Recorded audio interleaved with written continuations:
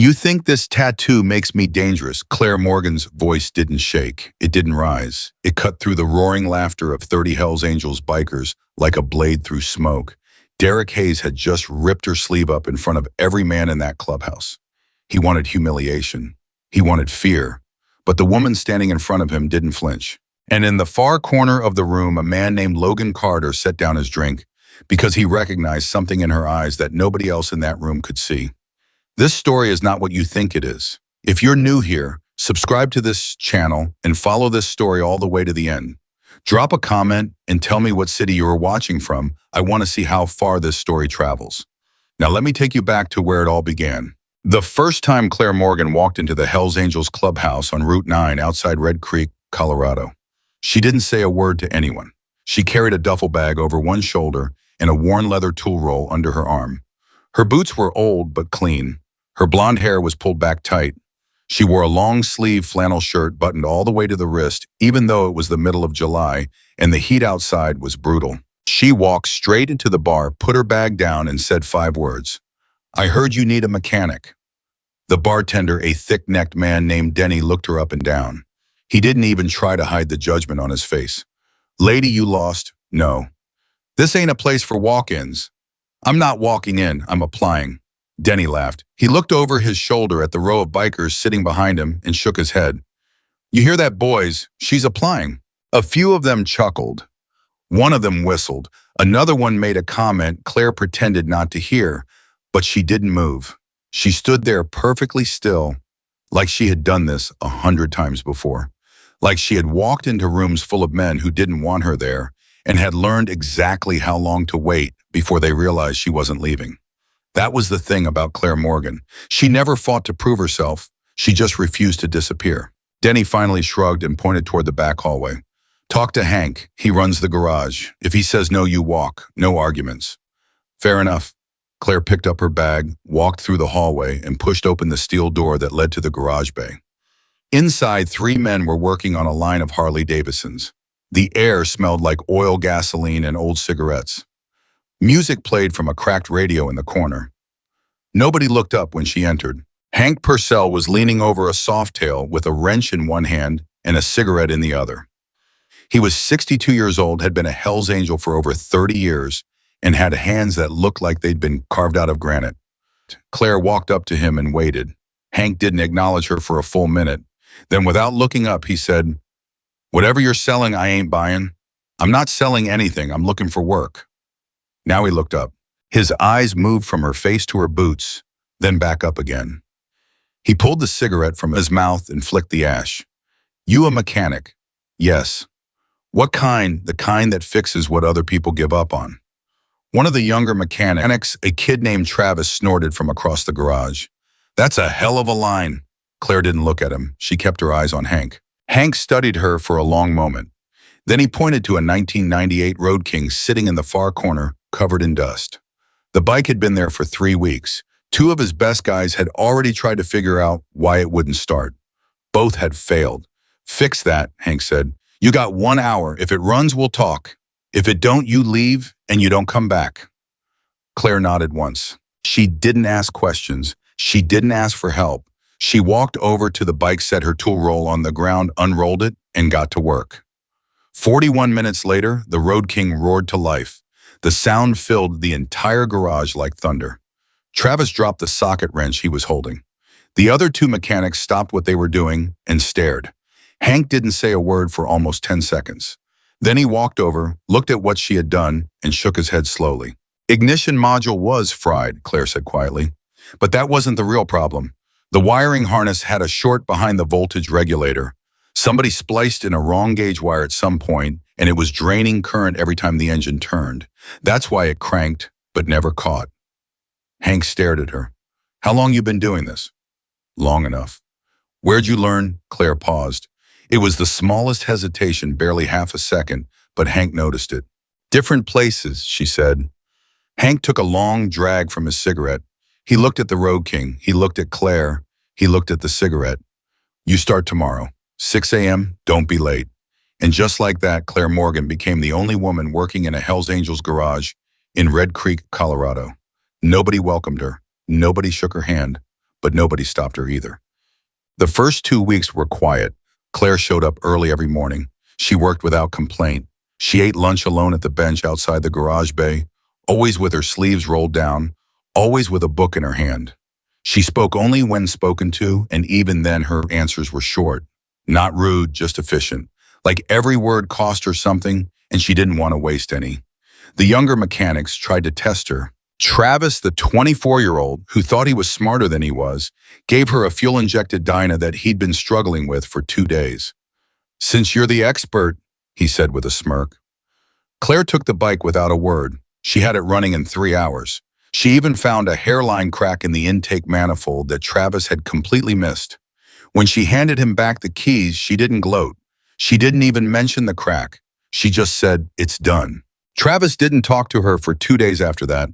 But the second time he got stuck on a transmission issue on a Sportster that was making a grinding noise. He couldn't locate. He swallowed his pride and walked over to Claire's bay. "You got a minute?"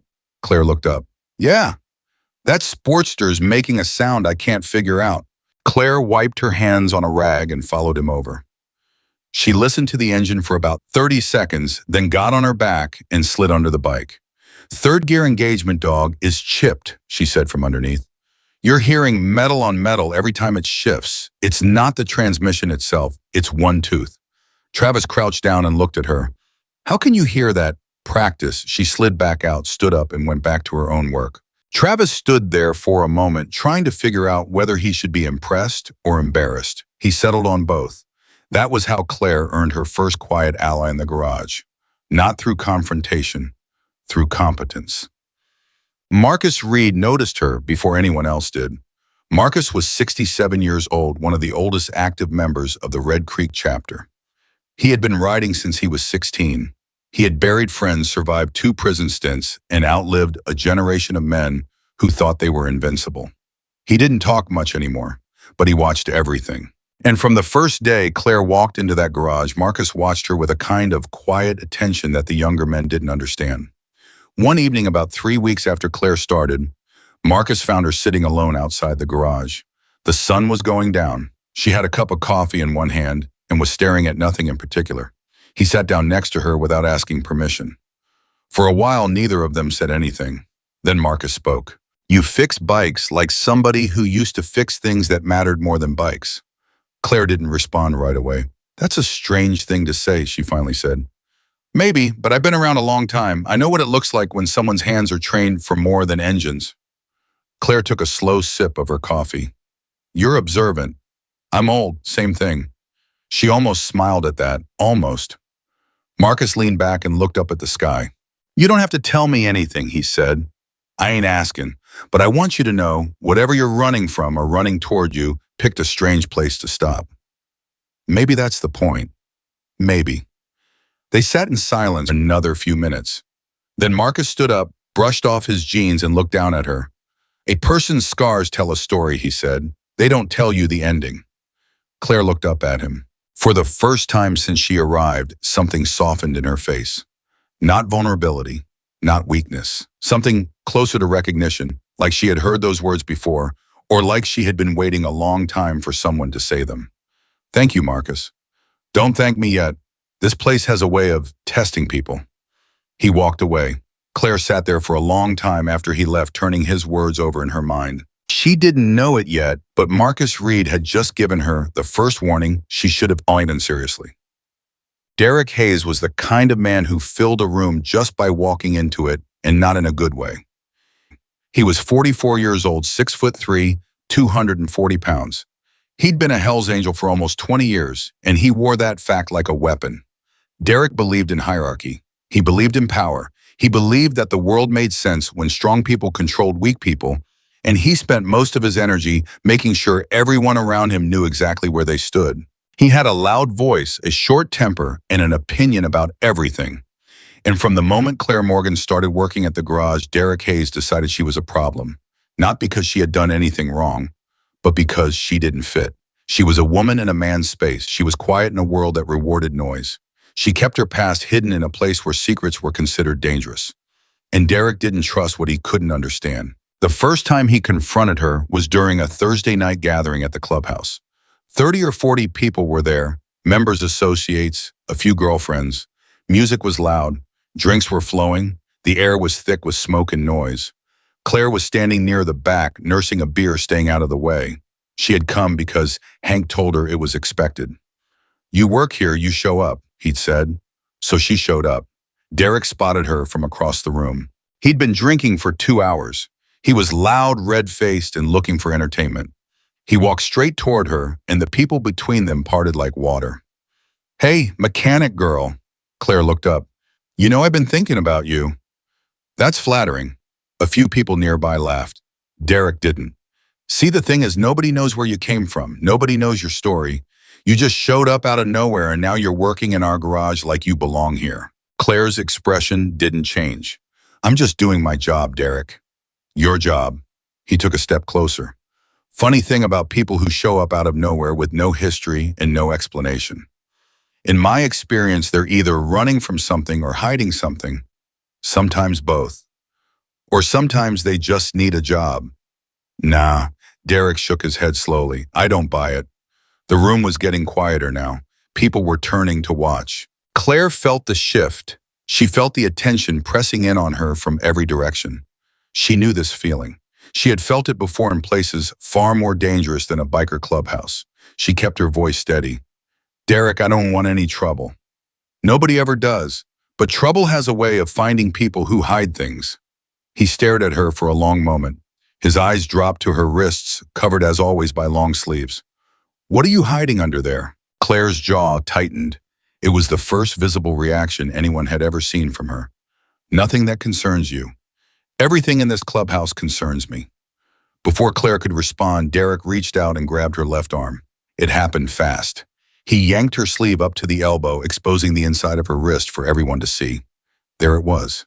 A large, detailed rose tattoo, deep reds and blacks winding from her wrist halfway up her forearm. Beautiful work, intricate, and clearly covering something underneath, old scars maybe, or something else entirely. Derek held her arm up like a trophy.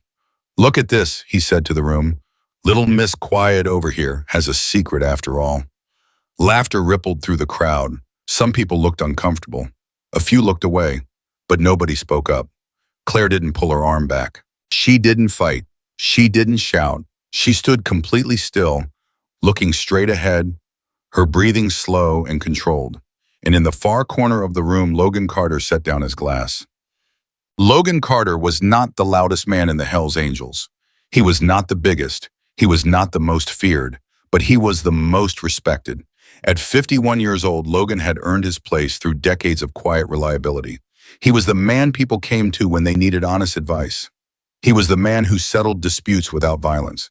He was the man who, in a world full of noise and chaos, chose his words like a surgeon choosing instruments. He had been watching Claire since the day she arrived, not with suspicion, not with curiosity, with recognition. Logan had spent 8 years in the military before he ever touched a motorcycle. He had served 2 tours overseas. He had seen combat. He had lost people. He had come home carrying wounds that didn't show on the surface. And when he looked at Claire Morgan, the way she moved, the way she watched exits, the way she stayed calm under pressure, the way she kept her past locked behind a door she never opened, he saw something he recognized. He saw someone who had been trained to survive. When Derek grabbed Claire's arm and exposed her tattoo, Logan didn't react immediately. He watched. He waited. He measured the room. He saw Derek's aggression. He saw Claire's control. He saw the crowd choosing entertainment over decency. And he saw Claire's eyes. They weren't scared. They were calculating. She was assessing the room the way a professional assesses a threat. Counting exits, measuring distances, identifying who was dangerous and who was just noise. Logan had seen that look before. In soldiers, in first responders, in people who had been through situations where panic meant death. He moved then, slowly, without rushing. He walked across the room and people stepped aside for him, the same way they stepped aside for Derek, but for a different reason. Derek commanded space through intimidation. Logan commanded it through respect. He stopped next to Derek. "Let go of her arm, Derek." Derek turned, still holding Claire's wrist. "Stay out of this, Logan. I'm just having a little fun." "I said let go." The room went dead silent. Logan's voice hadn't risen. He hadn't raised his hand. He hadn't made a single threatening gesture, but something in his tone made it absolutely clear that this was not a request. Derek held on for another 3 seconds.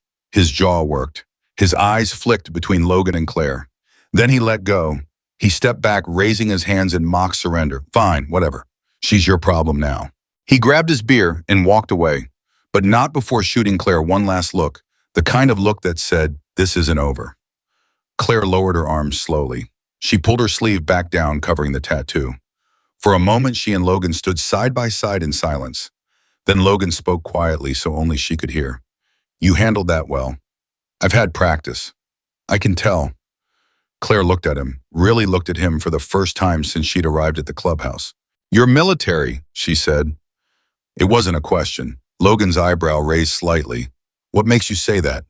The way you move through the crowd. The way you position yourself when you stood next to Derek. You put yourself between him and me, but at an angle where you could still see the rest of the room. That's not instinct. That's training. Logan studied her for a long, quiet moment. And you know that because... Claire didn't answer. She picked up her beer, took a sip, and said, Thank you for stepping in. You didn't need me to. No, but it was decent of you. She turned and walked toward the door. Logan watched her go. Marcus appeared at his shoulder a moment later. So, Marcus said, so what? You know something about her? Logan picked up his glass again. I know she's not what Derek thinks she is. What is she? Logan took a slow drink and set the glass down. Someone who's been through something none of us would survive.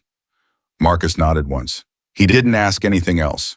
And the two of them stood there in the quiet corner of that loud room, watching the door Claire had walked through, both carrying the weight of a question they weren't ready to ask. Claire didn't sleep that night. She lay in the small, rented room above the hardware store on Main Street, staring at the ceiling, pressing her right hand against the tattoo on her left wrist. Underneath the roses, her fingertips could feel the ridges, the scar tissue that no amount of ink could fully hide. She closed her eyes and saw the face she always saw when the world got too quiet. A man's face. Young, dark hair, kind eyes. Evan. His name still hit her like a physical thing, a weight in the center of her chest that never lifted, never eased, never let her forget. She whispered his name in the dark room like a prayer she no longer believed in. I'm sorry. 2 words she had said 1,000 times. 2 words that never changed anything. She turned on her side and pulled the blanket over her shoulder. Tomorrow she would go back to the garage. She would fix engines. She would keep her head down. She would pretend that nothing had happened tonight, because that was what Claire Morgan did. She survived, not gracefully, not happily, just stubbornly, relentlessly, with a kind of quiet determination that looked like strength from the outside but felt like exhaustion from within. She didn't know that Logan was awake too, sitting in his own kitchen 15 miles away, staring at a photograph he kept in a drawer. A photograph of a squad standing in front of a helicopter.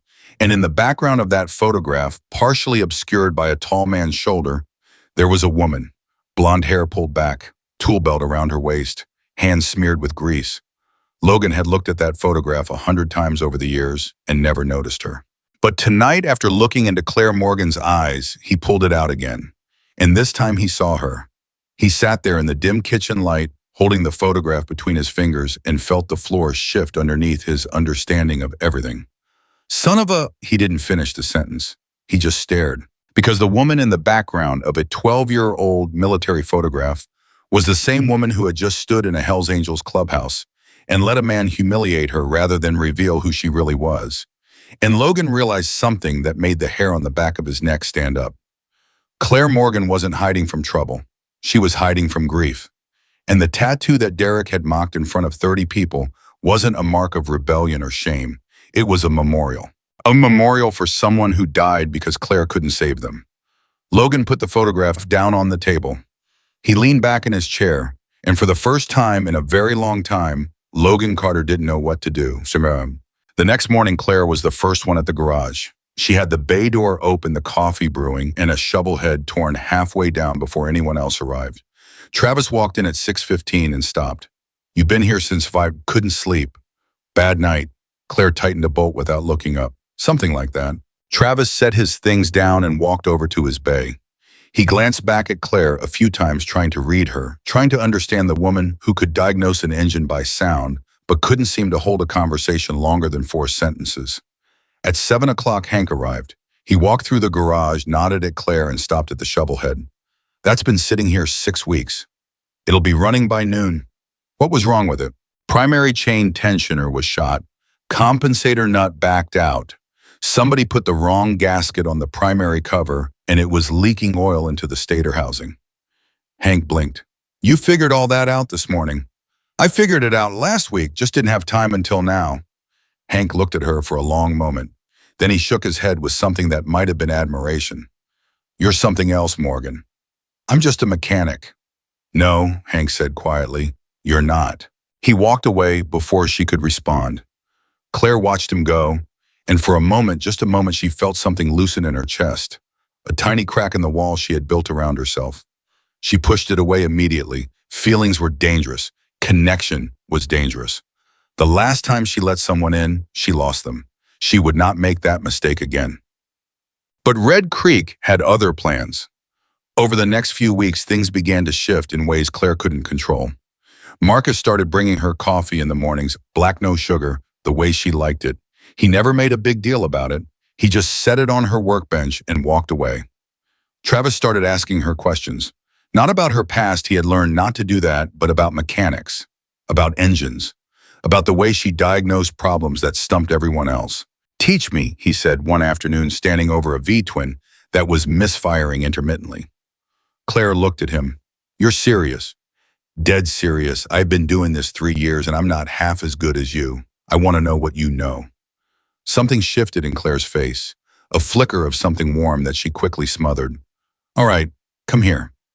She spent the next 2 hours teaching Travis how to read an engine, not with diagnostic tools, but with his hands and his ears. Close your eyes, she said. Feel the vibration through the frame. Every engine has a heartbeat.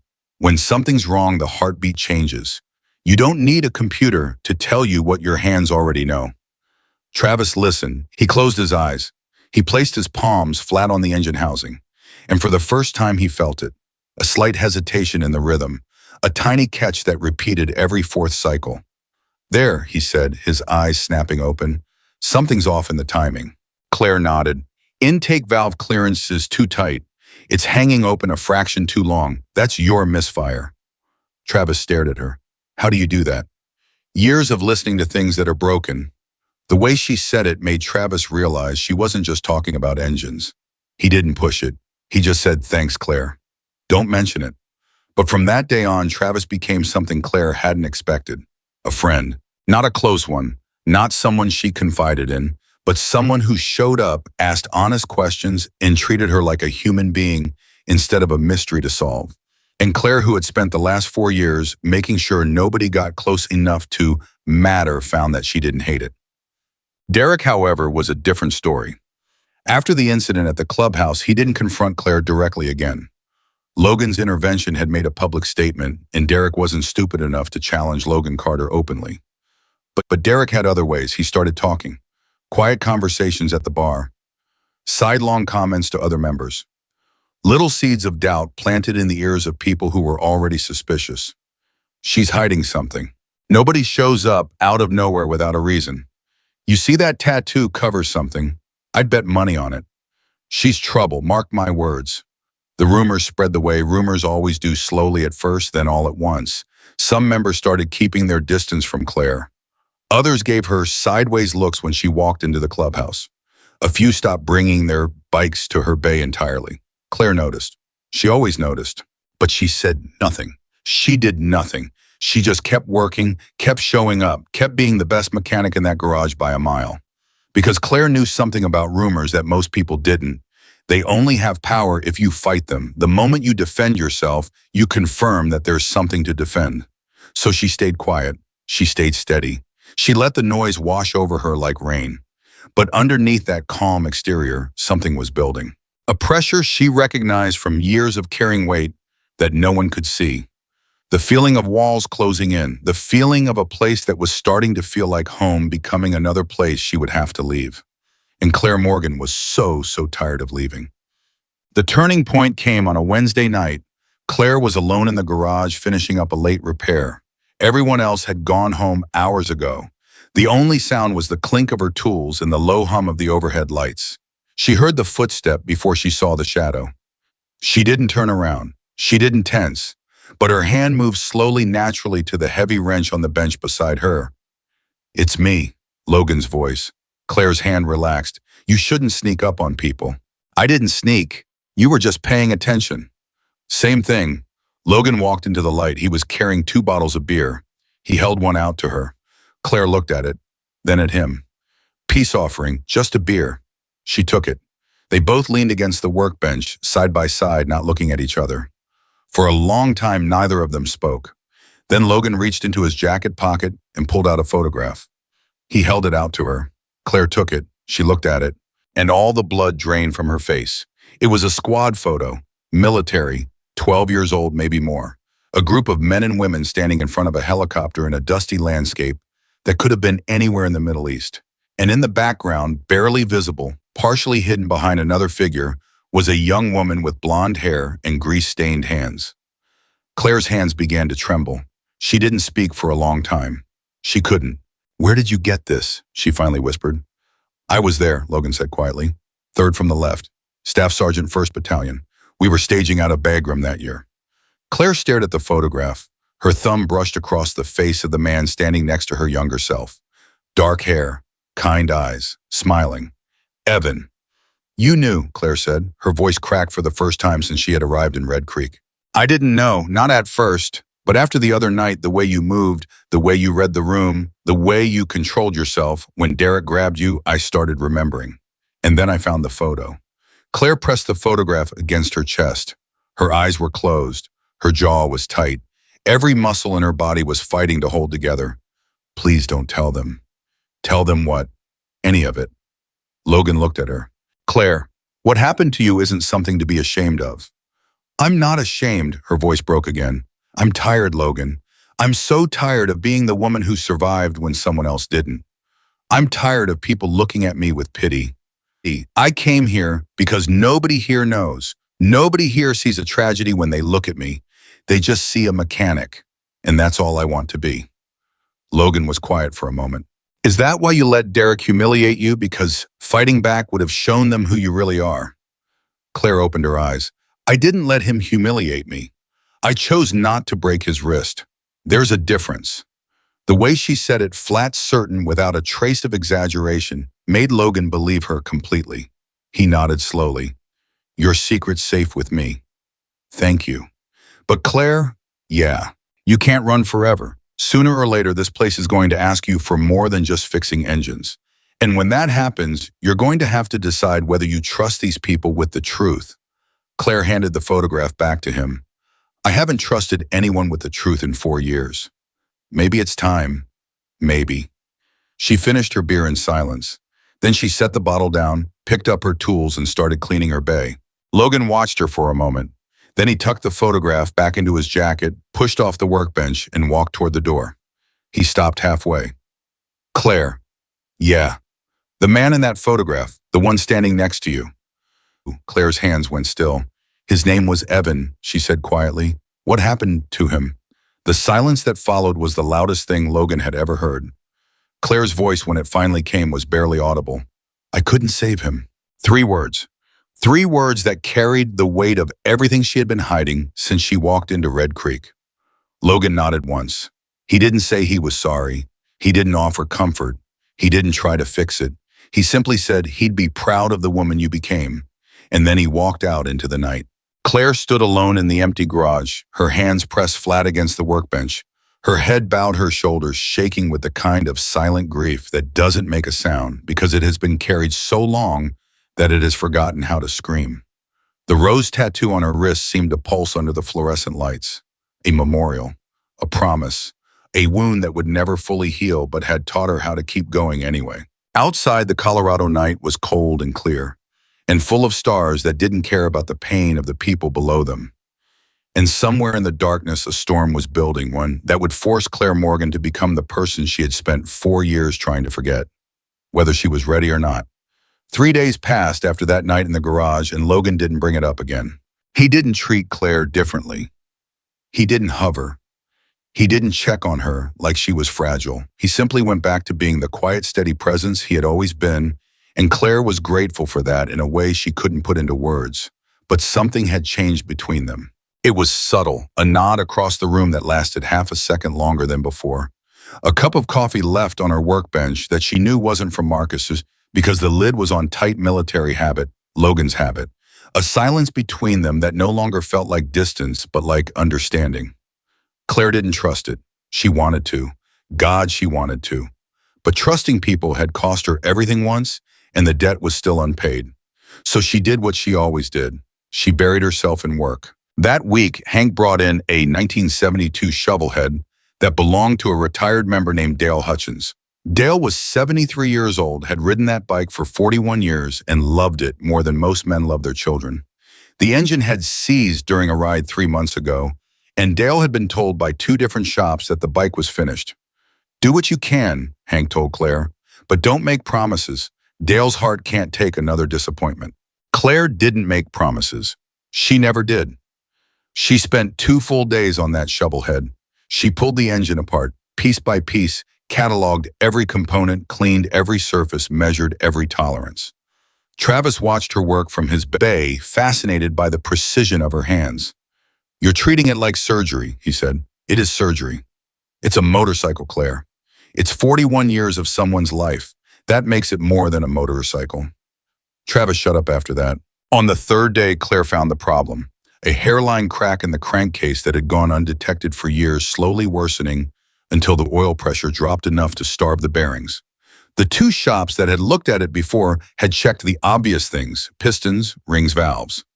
Nobody had thought to pressure test the case itself. Claire welded the crack in with a technique she had learned from a man whose name she never spoke anymore. She reinforced the repair, reassembled the engine, and on Thursday morning she turned the key. The shovelhead fired on the first kick. The sound rumbled through the garage like a heartbeat coming back to life.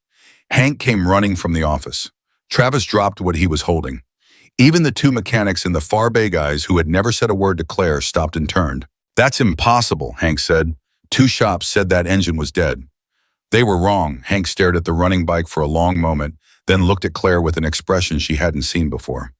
It wasn't admiration. It was something deeper, something closer to awe. I'm calling Dale. Dale Hutchins arrived 40 minutes later. He walked into the garage, slowly leaning on a cane, his face tight with the kind of guarded hope that comes from being let down too many times. When he saw his shovelhead running, he stopped. His hand went to his chest, his eyes filled. He didn't say anything for almost a full minute. He just stood there listening to the engine, his lips pressed together, his chin trembling. Then he looked at Claire. Who are you, Joey? Just the mechanic. No, Dale's voice cracked. No, you ain't just anything. My wife bought me that bike, 1983. She's been gone 11 years. That bike is all I got left of her. Claire's hand tightened on the wrench she was holding. She knew exactly what it meant to hold on to something because it was the last thread connecting you to someone you lost. She's running strong, Dale, Claire said softly. She's got a lot of miles left.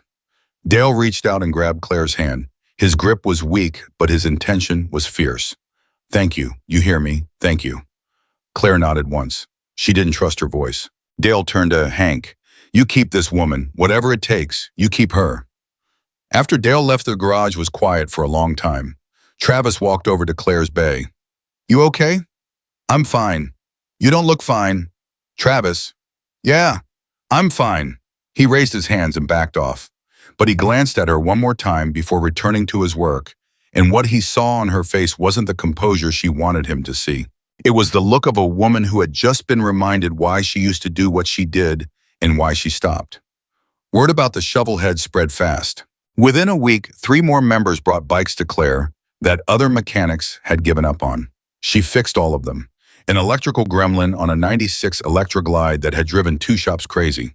A transmission rebuild on a Dyna that everyone said needed a complete replacement. Claire saved it for 1/3 of the cost. A fuel injection problem on a newer Road Glide that the dealership itself couldn't diagnose. Each repair built her reputation a little more. Each repair made Derek a little angrier. Because every bike Claire fixed was a bike that proved him wrong. Every member who thanked her was a member who stopped listening to his whispers. Every success she had made his campaign against her looked smaller, pettier, and more personal. And Derek Hayes was not a man who handled being wrong gracefully. He cornered Travis one afternoon behind the garage. "What do you know about her?" Travis looked uncomfortable. "She's a good mechanic, Derek." "I didn't ask if she was good. I asked what you know." "Nothing. She doesn't talk about herself." "Exactly. Don't that bother you?" "No, it don't." Derek stepped closer. "You're getting soft, kid. She's got you running errands and asking questions like a puppy. Open your eyes. Nobody's that good without a history. Nobody hides their past unless their past is ugly." Travis straightened up. Something hardened in his face that Derek hadn't expected. "Derek, I'm going to say something and I want you to hear it.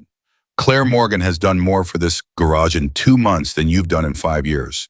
Every bike she touches runs better. Every person she helps comes back grateful. And all you do is stand in corners and talk about her behind her back. So maybe the person with the ugly history here isn't her." Derek's face went red. For a moment, Travis thought he was going to get hit. Derek's fists clenched, his neck muscles tightened, his eyes narrowed into something dangerous. But then footsteps. Hank walked around the corner, keys jangling. "Everything all right back here?" Derek forced a smile. "Just talking shop." "Good. Travis, I need you inside."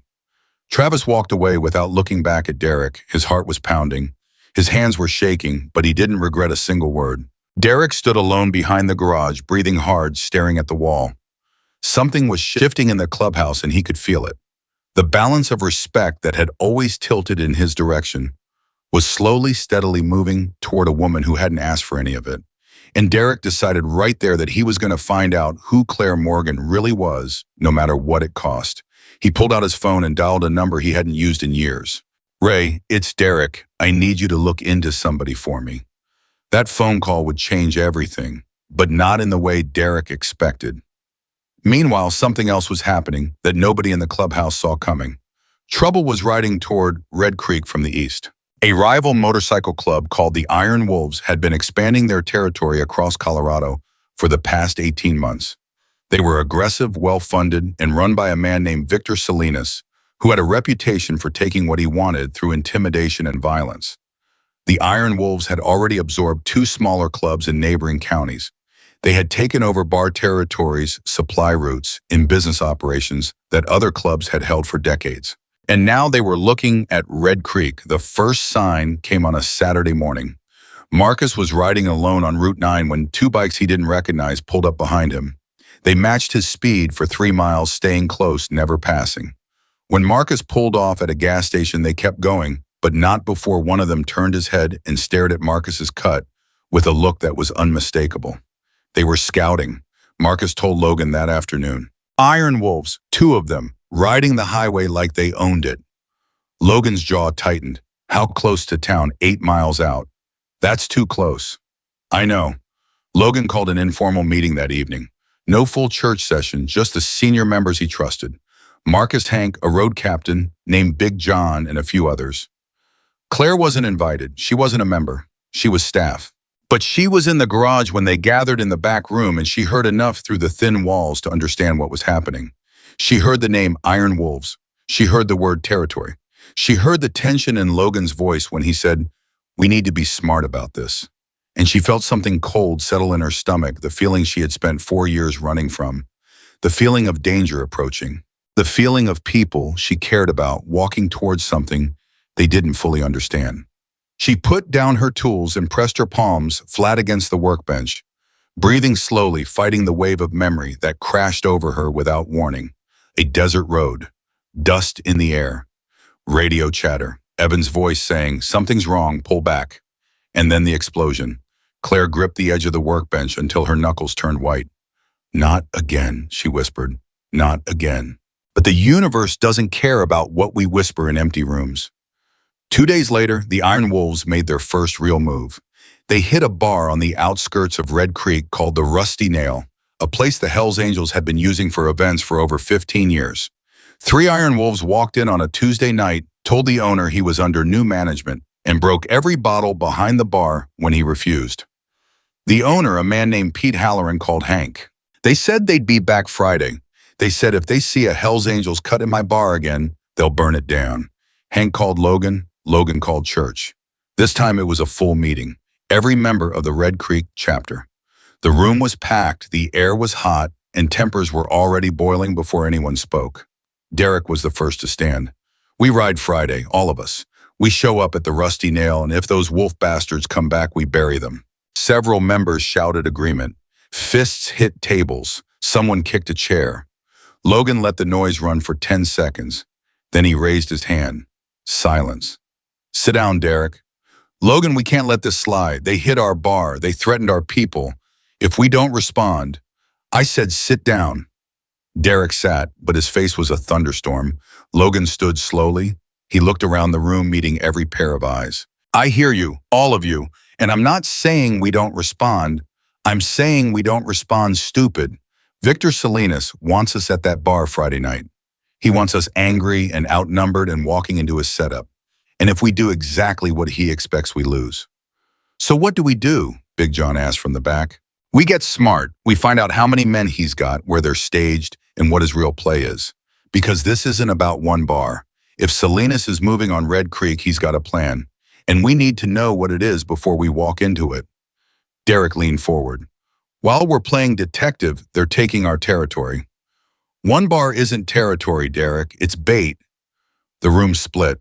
Half the members agreed with Logan, the other half wanted blood. The meeting ended without a decision, which in itself was a decision to wait. And waiting felt like weakness to men who had been taught that strength meant action. Claire heard about the meeting from Travis the next morning. He told her everything, the Iron Wolves, the Rusty Nail, the argument between Logan and Derek, the split in the chapter. Claire listened without interrupting. When Travis finished, she asked one question. How many Iron Wolves? Travis shrugged. Nobody knows for sure, maybe 30, 40. Where are they based? East of here, somewhere near Pueblo, I think. And they sent 3 guys to hit a bar. Yeah. Claire shook her head slowly. What? Travis asked. 3 guys. You send 3 guys when you want to send a message, not when you want to win a fight. If Salinas had 40 men and wanted the Rusty Nail, he'd have taken it. He sent 3 because he wanted the Hells Angels to react. He wanted you angry. He wanted you to show up Friday. Travis stared at her. How do you know that? Because it's a basic provocation tactic. You draw your enemy into a position you have already prepared, then you hit them where they're not. Where they're not, what does that mean? Claire's voice dropped. It means while everyone's at the Rusty Nail waiting for a fight, Salinas is going to hit something else. Something more valuable. Travis felt a chill run down his back. Like what? Claire looked at him. What's the most valuable thing the chapter has? Travis thought for a moment. Then his face went pale. The garage. Where are all the bikes, all the records, all the tools, and all the parts? In the garage. And where will every single member be Friday night? At the Rusty Nail. Claire didn't say anything else. She didn't need to. Travis turned and ran for the door. Travis, Claire called after him. He stopped. Tell Logan, only Logan.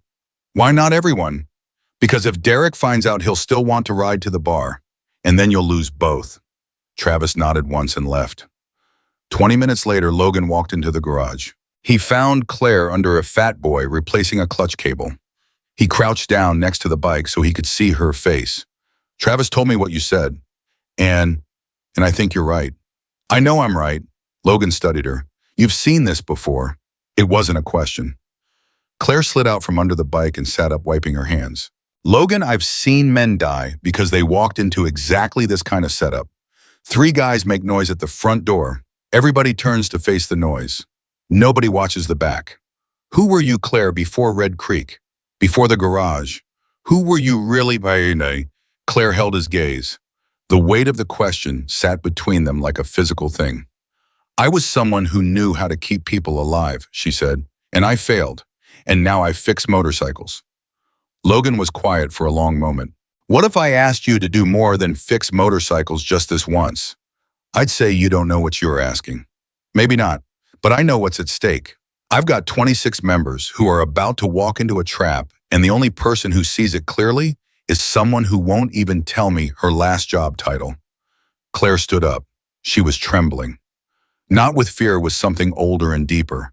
with the memory of the last time someone asked her to step up and what it cost. Logan, the last time I did this, I lost someone. I know. If I do this and something goes wrong, then we face it together. That's the difference between what happened to you before and what's happening now. You weren't alone then either, but you thought you had to be. You don't have to be alone this time. Claire pressed her thumb into the rose tattoo on her wrist hard, like she was trying to feel the scars underneath through the ink. She closed her eyes. Evan's face. His voice. Something's wrong. Pull back. She opened her eyes. Okay. One word. That was all she gave him. But Logan heard the lifetime behind it. He nodded. What do we do? Claire took a breath. And for the first time in 4 years, the part of her brain that she had shut down, the part that calculated risk, mapped threats, planned operations, and kept people alive, roared back to life. First, we confirm the trap. I need you to send 2 riders past the Rusty Nail, not members, just people you trust to watch the area and report back.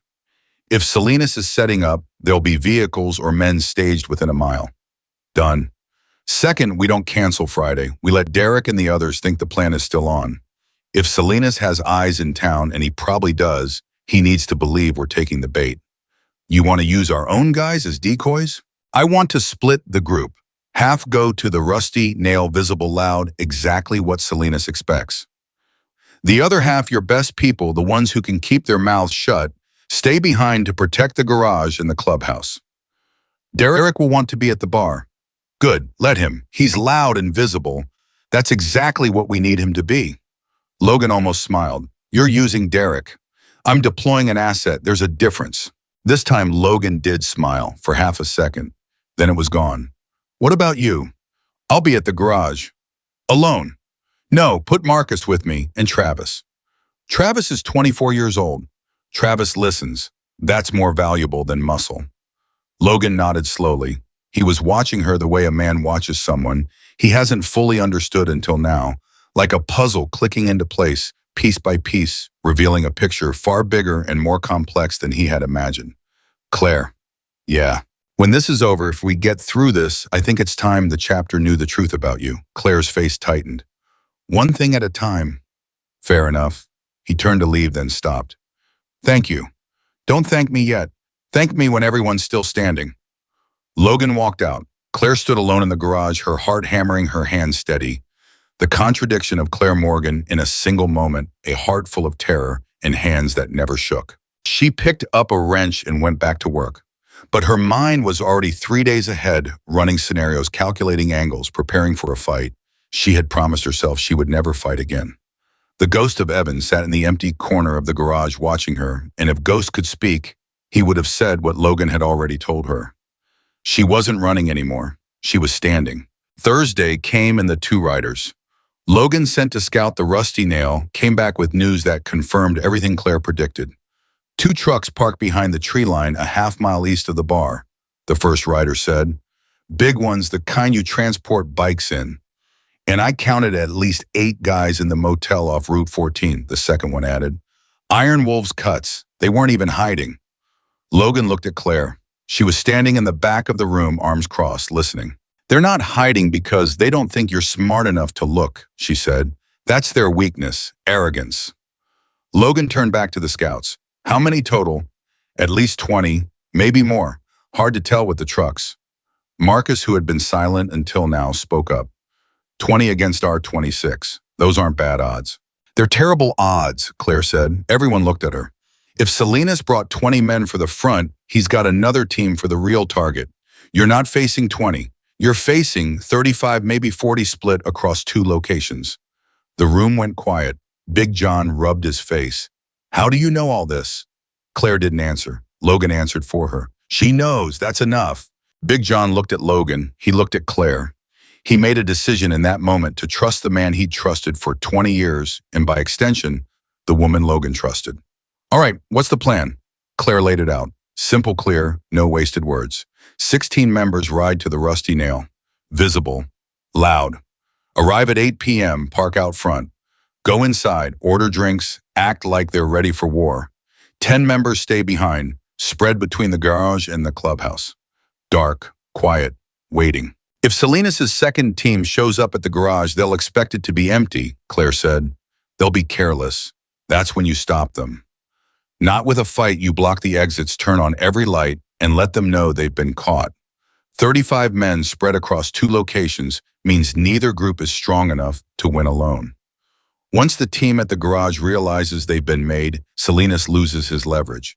And once he loses leverage, the bar team folds. You're betting a lot on the idea that they won't fight, Marcus said. I'm betting on the fact that Victor Salinas is a businessman, not a soldier. He doesn't want a war. He wants to break your spirit. If you show him you can't be broken, he'll go find easier prey. Marcus looked at her with an expression that was half admiration and half sadness. You've done this before, he said softly. Yes. Did it work? Claire's voice dropped to almost nothing. The plan worked, but I lost someone I couldn't afford to lose. The room was silent. Marcus nodded slowly. Then we make sure that doesn't happen this time. Claire looked at him, and for the first time since she walked into Red Creek, she felt something she had forgotten existed. She felt like she wasn't carrying the weight alone. Friday arrived like a held breath. The day moved slowly. Claire worked in the garage, same as always, but her attention was split. Every sound outside the bay door registered. Every engine on the highway was cataloged. Her body was in Red Creek, but her mind was already inside the operation. Running contingencies, checking variables, preparing for the moment when everything would either hold together or fall apart. At 6 p.m., the chapter began gathering. Derek was among the first to arrive. He was electric with adrenaline pacing, talking loud, slapping people on the back. This was the Derek who thrived on confrontation. This was the version of himself he liked best. He walked past Claire without a word, but she saw his eyes flick toward her, and she saw the question in them. Why is she still here? Logan gathered the full group at 7. He split them exactly as Claire had planned. 16 for the rusty nail, 10 staying back. Derek was in the first group, just as Claire had predicted. I want to be where the action is, Derek said. That's exactly where you'll be, Logan replied. Derek grinned. He didn't realize he had just been positioned like a chess piece by a woman he despised. At 7:30, the 16 riders fired their engines and rolled out. The sound shook the ground. Headlights cut through the fading light as they turned onto Route 9 and disappeared. The garage went quiet. Claire stood in the bay door and watched them go. Marcus walked up beside her. You ready for this? Claire's hand drifted to the rose on her wrist. No, she said, but I wasn't ready last time either. What happened last time? Claire turned to look at him. Her eyes were calm. Her voice was steady. But underneath, Marcus could see the fault line, the crack that ran through the center of everything she was. Last time I told someone to pull back. He didn't listen, and I held him while he died on a road in a country that didn't know his name. Marcus closed his eyes for a moment. When he opened them, there was something in his expression that went beyond sympathy. It was solidarity, the look of a man who had lost people too, and who understood that some wounds don't close, they just stop bleeding. He listened to you, Marcus said. He just ran out of time. Claire said nothing, but she heard him, and somewhere deep inside the fortress she had built around her heart, a single stone came loose and fell. At 9:14 p.m., headlights appeared on the road east of the garage. Not motorcycles. Trucks. 2 of them. Moving slow, lights off. Travis was the first to spot them. He had been watching from the window of the office, above the garage, binoculars in hand, exactly where Claire had told him to be. He came down the stairs fast. 2 trucks, coming from the east, half a mile out. No headlights. Claire's breathing changed. Her pulse slowed. Her vision narrowed. This was the version of Claire Morgan that nobody in Red Creek had ever seen. The version that didn't panic. The version that didn't feel. The version that calculated distance and time and threat level with the precision of a machine and the instinct of someone who had been forged in the worst moments a human being could survive. Everyone in position, she said. Her voice was low even and carried an authority that made every man in that garage move without question. Marcus stationed himself at the rear entrance. 3 members covered the side doors. 2 more were positioned at the far end of the parking area. Travis stayed with Claire at the main bay. When they come in, Claire said, they'll come through the bay door. It's the widest access point and the most direct route to the bikes. They'll expect the building to be dark and empty. We let them get inside, we let them commit, and then we light them up. Light them up, Travis's eyes went wide. The lights, Travis. We turn on every light in this building and we let them see exactly how badly they miscalculated. Travis exhaled. Right, lights. Got it. Claire looked at him. You're going to be fine. You don't know that? No, but I know you're braver than you think. I've seen it. Travis swallowed hard and nodded. The truck stopped 200 yards from the garage. Engines cut. Doors open. Claire counted the shadows. 8, 9, 10, 11 men moving on foot, spreading out. But she was right. Salinas had split his force. These 11 were the knife in the back, the ones who were supposed to destroy the garage, while the Hells Angels were busy at the Rusty Nail. They moved with confidence. They moved like men who believed they were walking into an empty building. Claire's hand was steady on the light switch. She waited. The first shadow reached the bay door. She waited.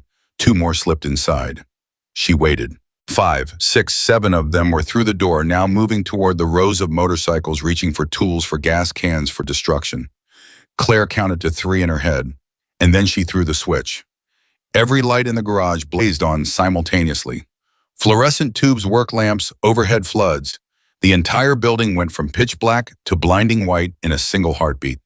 The 11 men froze, and they saw 10 Hells Angels standing around them in a circle, arms crossed, faces stone. Marcus stepped forward from the rear. Gentlemen, you seem lost. Not a single Iron Wolf moved, because they realized in that terrible bright moment that they had walked into the very trap they thought they were setting. Claire stood by the light switch, her face expressionless, her heart slamming in her chest. It had worked. The plan had worked. But the night wasn't over yet. Because at that same moment, Claire's phone buzzed in her pocket with a message from Logan. 2 words. Bars clear. The Iron Wolves at the Rusty Nail had taken one look at 16 Hells Angels walking through the front door and vanished into the night without a single punch thrown. Salinas had gambled on fear and disorganization. He got neither. And the woman who made it all possible was standing in a motorcycle garage in Red Creek, Colorado, pressing her thumb against a rose tattoo and whispering a name that only the dead could hear. We did it, Evan. No one heard her say it, but she said it anyway, because some conversations are not for the living. Part 3, the truth behind the tattoo.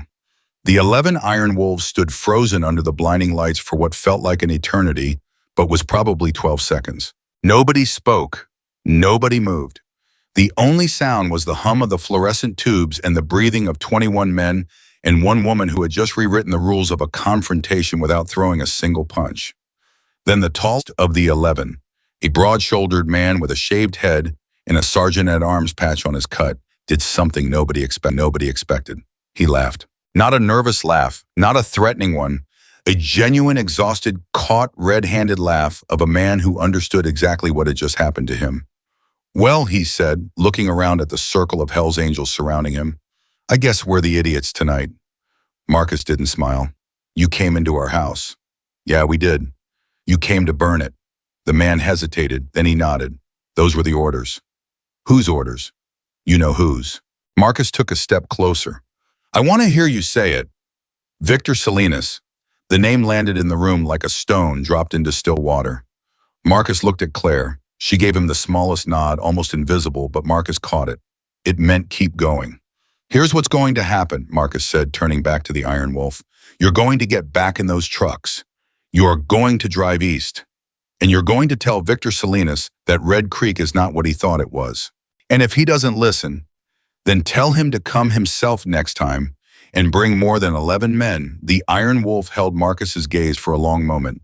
Something passed between them, not respect exactly, but acknowledgement. The acknowledgement of one soldier recognizing another across a line neither of them had drawn. Fair enough, the man said. He turned to his crew. Let's go. They walked out, single file, slow. Nobody ran, nobody looked back. The trucks started, headlights flared, and then they were gone, swallowed by the dark road heading east. The garage exhaled. Travis sat down on an overturned bucket and put his head in his hands.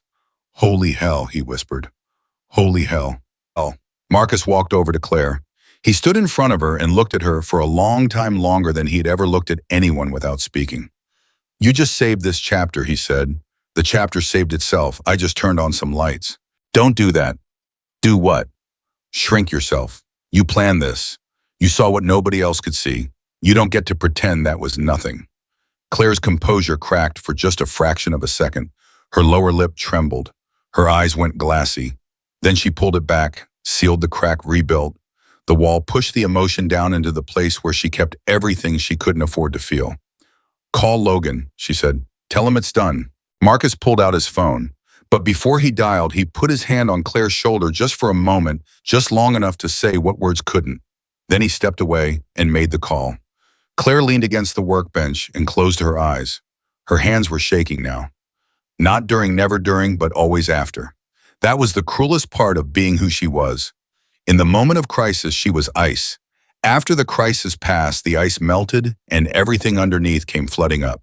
She pressed her palms together and squeezed until the trembling stopped. Travis appeared beside her. Claire, yeah. That was the most terrifying and the most incredible incredible thing I've ever been part of. Go home, Travis. Get some sleep. Are you okay? She opened her eyes and looked at him. This kid, 24 years old, scared out of his mind, who had stood where she told him to stand and didn't move when every instinct was screaming at him to run. You did good tonight, she said. Travis's face changed.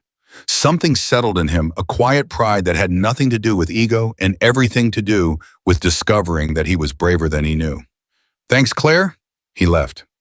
One by one, the other members cleared out. Handshakes, nods, a few looks thrown in Claire's direction that carried a weight they didn't have 24 hours ago. And then the garage was empty. Just Claire, standing alone in the bright, humming silence. Her thumb pressed against the rose tattoo, her mind 1,000 miles and 12 years away. When Logan arrived 40 minutes later, he found her sitting on the floor next to the Road King. She'd fixed her first week her back against the lift, her eyes open, but seeing something that wasn't in the room. He sat down next to her without a word. For a long time, they just sat there. Then Claire spoke. Evan was a flight medic. Logan didn't move. He barely breathed. He understood that what was happening right now was something that hadn't happened in 4 years. Claire Morgan was opening a door she had welded shut. We worked together on a rescue team. Civilian contract, but attached to military operations. Disaster response, medical evacuations, search and rescue in combat zones. We'd go in after the worst things you can imagine. Earthquakes, bombings, building collapses, and we'd pull people out. Her voice was steady, too steady, the steadiness of someone reciting facts to keep the feelings at arm's length. I was the technical specialist. I could fix anything. Vehicles, generators, communication equipment, medical devices. Whatever broke in the field, I made it work. That was my job. Keep the machines running so the medics could keep the people alive. And Evan kept the people alive. Claire's voice finally wavered. He was the best I'd ever seen. He could walk into a collapsed building with nothing but a first aid kit and walk out with 3 survivors that everyone else had given up on. He didn't know how to quit. He didn't know how to leave someone behind. She paused. Her breathing changed. That's what killed him. Logan waited. He didn't push. He sat beside her and gave her the space to tell it at her own pace in her own way. We were in the mountains, eastern Turkey. A village had been hit by a landslide after 3 days of rain. Our team was called in to assist. We got there and it was bad, worse than the reports. Half the village was buried. There were still people trapped under the debris. Claire's hand went to her wrist. She gripped the tattooed skin like she was trying to hold onto something slipping away. We worked for 16 hours straight, pulled out 11 people. 11. I maintained the equipment, kept the hydraulic rescue tools running, patched the generators when they failed. Evan was on the ground in the rubble doing what he did. Then one of the local responders told us there was a family trapped in a structure on the edge of the slide zone, a mother and 2 children. The structure was unstable. The whole section of hillside above it was saturated and could let go at any time. Our team lead called it off, said it was too dangerous, ordered everyone to pull back. Claire's jaw clenched. Evan didn't pull back. Logan closed his eyes. He said he could hear them, the children. He said they were crying and he could hear them through the debris. And he looked at me and said, Claire, I can't leave them. You know I can't. Her voice broke on the last 3 words. Not dramatically, not loudly. It just cracked like a glass that had been holding too much weight for too long. I told him to wait. I told him I'd get the team lead to reconsider. I told him we could find another way in. But Evan was already moving. He was already climbing into that structure. Because that's who he was. He didn't calculate risk the way I did. He calculated lives. She stopped. She took 3 slow breaths. Then she continued. He got to the family. He got the mother out first, passed her to me through an opening in the debris. Then he went back for the children. Logan felt the weight of what was coming settle onto his chest like a physical thing. The second slide hit 17 seconds after he went back in. Silence. The kind of silence that swallows everything, sound, thought, time itself. I heard it before I felt it. A sound like the earth groaning. Then the ground moved. The whole structure collapsed inward. I was thrown back. When I got up, everything Evan had crawled into was just gone, buried under 30 feet of mud and rock. Claire's voice dropped to barely a whisper. I dug for 9 hours. With my hands, after the tools failed, after the generator died, after everyone else stopped.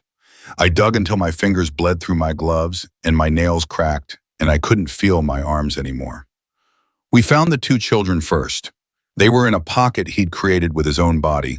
He'd curled himself around them and used his back to hold up a section of wall that should have crushed all 3 of them.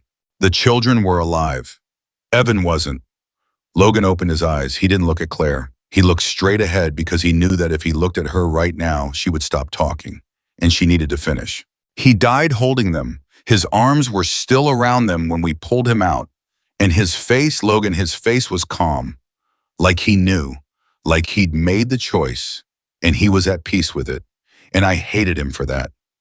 I hated him for being at peace when I was standing there with his blood on my hands and a hole in my chest that would never close. She was crying now, silently. The tears ran down her face without sound, without drama, without the release that crying is supposed to bring.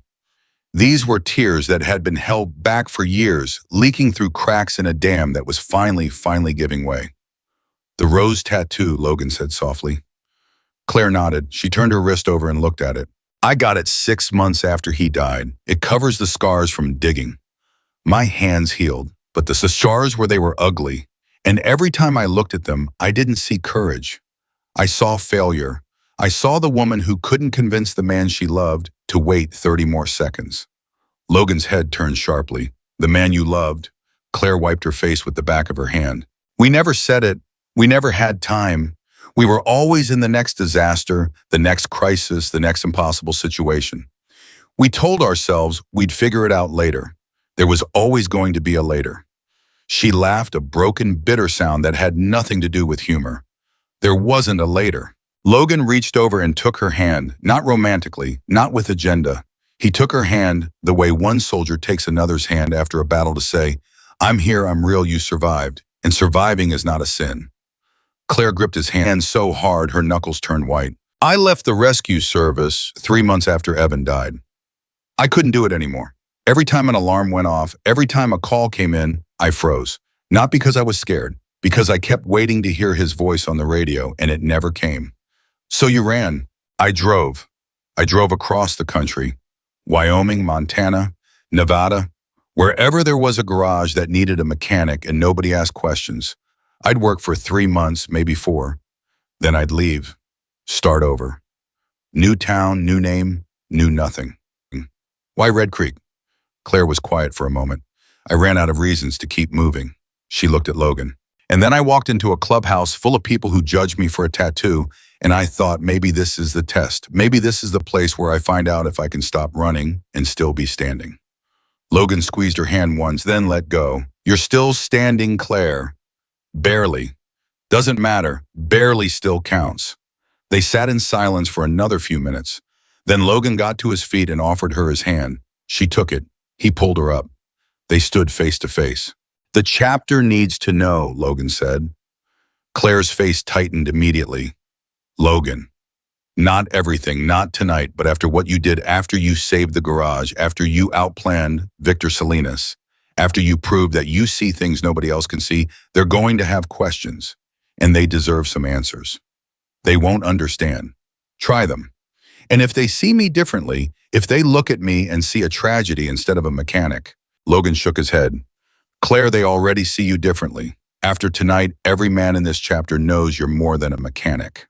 The question isn't whether they find out who you are. The question is whether you trust them enough to tell them yourself, or whether you let rumors and guesswork do it for you. That landed hard. Because Claire knew he was right. Derek was already digging. The phone call he'd made to someone named Ray was still out there gathering information, building a picture of Claire that might be accurate in its facts, but would be completely wrong in its meaning. If Derek found out before Claire spoke up, he would control the narrative. He would turn her pain into a weapon and her past into proof of everything he'd been saying since the day she arrived. When, Claire asked. Sunday, after church. I'll set it up. Logan, I haven't told anyone this story in 4 years. I know. It nearly broke me the last time. I know that too, but you're not the same person you were 4 years ago. 4 years ago, you were alone. Right now, you've got Marcus, Travis, Hank, and me. That's not nothing. Claire took a shaky breath. Okay, Sunday. Logan nodded. He walked toward the door, then stopped. Claire, the children he saved, the ones Evan died for. What about them? Did they make it? Claire's face changed. Something broke through the grief, something warm and fierce and unbreakable. They made it, a boy and a girl. The boy was 4, the girl was 6. I got a letter from their mother 2 years later. She named the boy Evan. Logan stood still for a moment. Then he took a breath and let it out slow. Then he didn't fail, and neither did you. He left. Claire stood alone in the garage.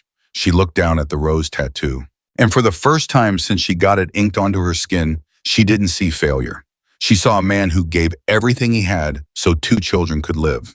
She saw a woman who carried his memory across a continent because she loved him too much to let it go. She saw a rose growing out of a scar, not hiding the wound, but transforming it into something beautiful enough to carry forever. Evan, she whispered. The name didn't hurt the way it used to. It still ached. It would always ache, but the sharp edge, the blade that cut her every time she said it, had worn down just enough for her to hold it without bleeding. That was enough. For now, that was enough. Saturday passed in a blur of nervous energy. Claire worked in the garage but couldn't focus. She dropped a wrench twice. She cross-threaded a bolt on a Sportster, something she hadn't done since she was 19. She caught herself staring at the wall for minutes at a time, rehearsing conversations in her head that all ended badly. Travis noticed. You okay? You've been spacing out all day. I'm fine. You said that yesterday and the day before. Starting to think fine doesn't mean what you think it means. Claire almost smiled, almost. Travis, if I told you something about myself, something big, would it change how you treat me? Travis leaned against the bench and crossed his arms. Depends. Did you murder somebody? No. You in witness protection? No. You secretly a robot? Claire did smile this time. A small one, but real. No, then no, it wouldn't change anything. You say that now. I'll say it after too. Try me. Claire looked at him for a long moment. She saw something in Travis that reminded her of Evan, not in looks, not in age, but in the stubborn decency that some people carried like a birthright. The refusal to give up on someone just because that person had given up on themselves. Tomorrow, she said. You'll hear it tomorrow. Should I be worried? Only about the fact that you might look at me like I'm made of glass afterward. And Travis, I need you not to do that. I don't even know what that means. It means don't feel sorry for me. I've had enough pity to last 3 lifetimes. What I need is someone who treats me exactly the same way they treated me before they knew. Travis thought about that. Deal, he said, but I'm going to keep asking dumb questions about engines. That's non-negotiable. I wouldn't have it any other way. He went back to work. Claire went back to staring at the wall, but something inside her had shifted. A door that had been locked for 4 years was opening slowly, painfully, with rusted hinges and resistance at every inch. But it was opening, and Claire Morgan was terrified, because the last time she opened that door, the person on the other side died. Sunday morning came with the weight of a verdict. Claire dressed slowly in her small rented room. She stood in front of the bathroom mirror and looked at herself. Really looked for the first time in months. She saw tired eyes. She saw the lines around her mouth that hadn't been there 5 years ago. She saw the scar along her jawline from a piece of debris in Turkey that she'd never gotten stitched properly. And she saw the rose on her wrist, visible in the mirror's reflection, upside down, like a different version of the same story. You can do this, she said to her reflection. Her reflection didn't look convinced. At noon, she walked into the Hells Angels clubhouse. The room was full. Every member of the Red Creek chapter was there, 31 men, ranging in age from 24 to 73. They were sitting in folding chairs arranged in a rough semicircle. Some had coffee, some had beer. All of them were looking at her. Logan stood near the front. He gave her a nod. Marcus was in the second row. He gave her something better, a look that said, "Whatever happens, you're not alone in this." Derek was in the back corner, arms crossed, face unreadable. Claire walked to the front of the room and turned to face them. Her heart was hammering. Her palms were slick, but her voice when she spoke was steady. "Most of you know me as the mechanic Hank hired 2 months ago. Some of you think I'm hiding something. Some of you think I'm trouble. One of you has been actively trying to find out who I am behind my back." She looked directly at Derek. He didn't flinch, but his jaw tightened. "So I'm going to tell you myself, because you deserve to hear it from me, not from a phone call or a rumor or a background check." The room was completely still. "Before I came to Red Creek, I was a technical rescue specialist. I worked with civilian emergency response teams contracted to military and humanitarian operations around the world. My job was to keep equipment running in disaster zones, generators, hydraulic rescue tools, vehicles, communication systems, so that medics and first responders could save lives." She paused. Let it land. "I was good at it, very good. I worked in earthquake zones, flood zones, conflict areas, and places that most people only see on the news for 10 seconds before changing the channel. I did it for 6 years. Then I lost my partner." Her voice held, but the effort it took was visible to anyone who was watching closely. "His name was Evan Hollister. He was a flight medic. He was the best person I've ever known. And he died in eastern Turkey 4 years ago, pulling 2 children out of a collapsed building. He saved their lives with his body, and I couldn't save his." The room was so quiet, Claire could hear the clock on the wall ticking. "The tattoo on my wrist, the one some of you have been so curious about, covers the scars I got digging through rubble with my bare hands trying to reach him. I dug for 9 hours. When they finally pulled me away, my fingers were broken and my gloves were soaked with blood. The scars healed ugly. I got the rose because I needed to see something beautiful when I looked at my hands instead of something I failed at." Dale Hutchins, the 73-year-old, whose shovelhead Claire had brought back to life, made a sound. A small choke sound that he tried to cover with a cough. He failed. "After Evan died, I left the service. I couldn't function. Every emergency call, every siren, every time someone needed help, I froze. Not because I was afraid, because I kept expecting to hear his voice and it never came. So I ran. I spent 4 years driving across the country, working in garages, keeping my head down, never staying long enough for anyone to know my name. And then I came here." She looked around the room. "I didn't come to Red Creek to cause trouble. I came because I was tired of running. I came because Hank gave me a chance and this garage gave me a purpose.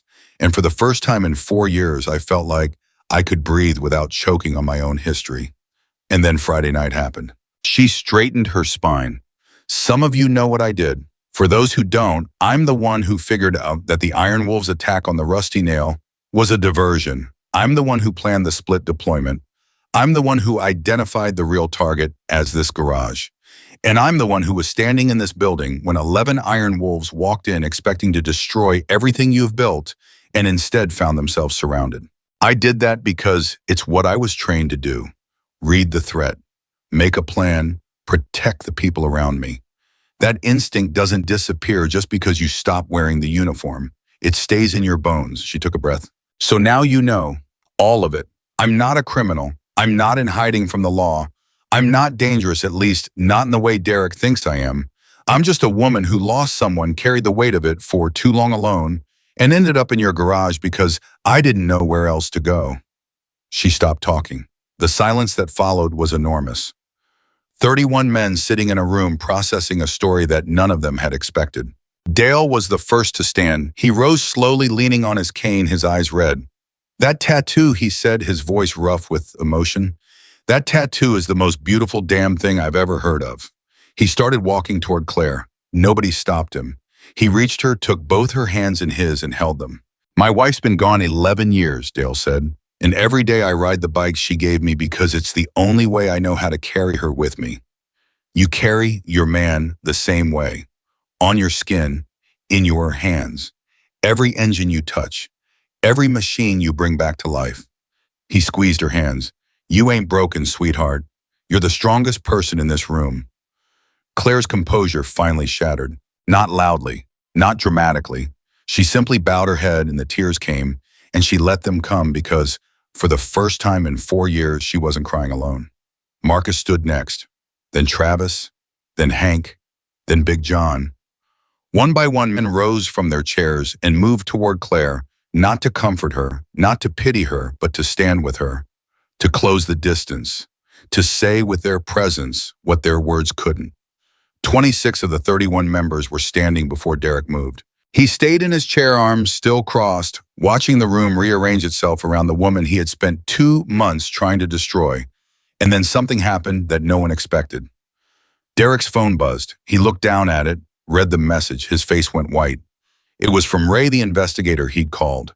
The results of the background check he'd ordered on Claire Morgan. The message was long, but the key details were impossible to miss.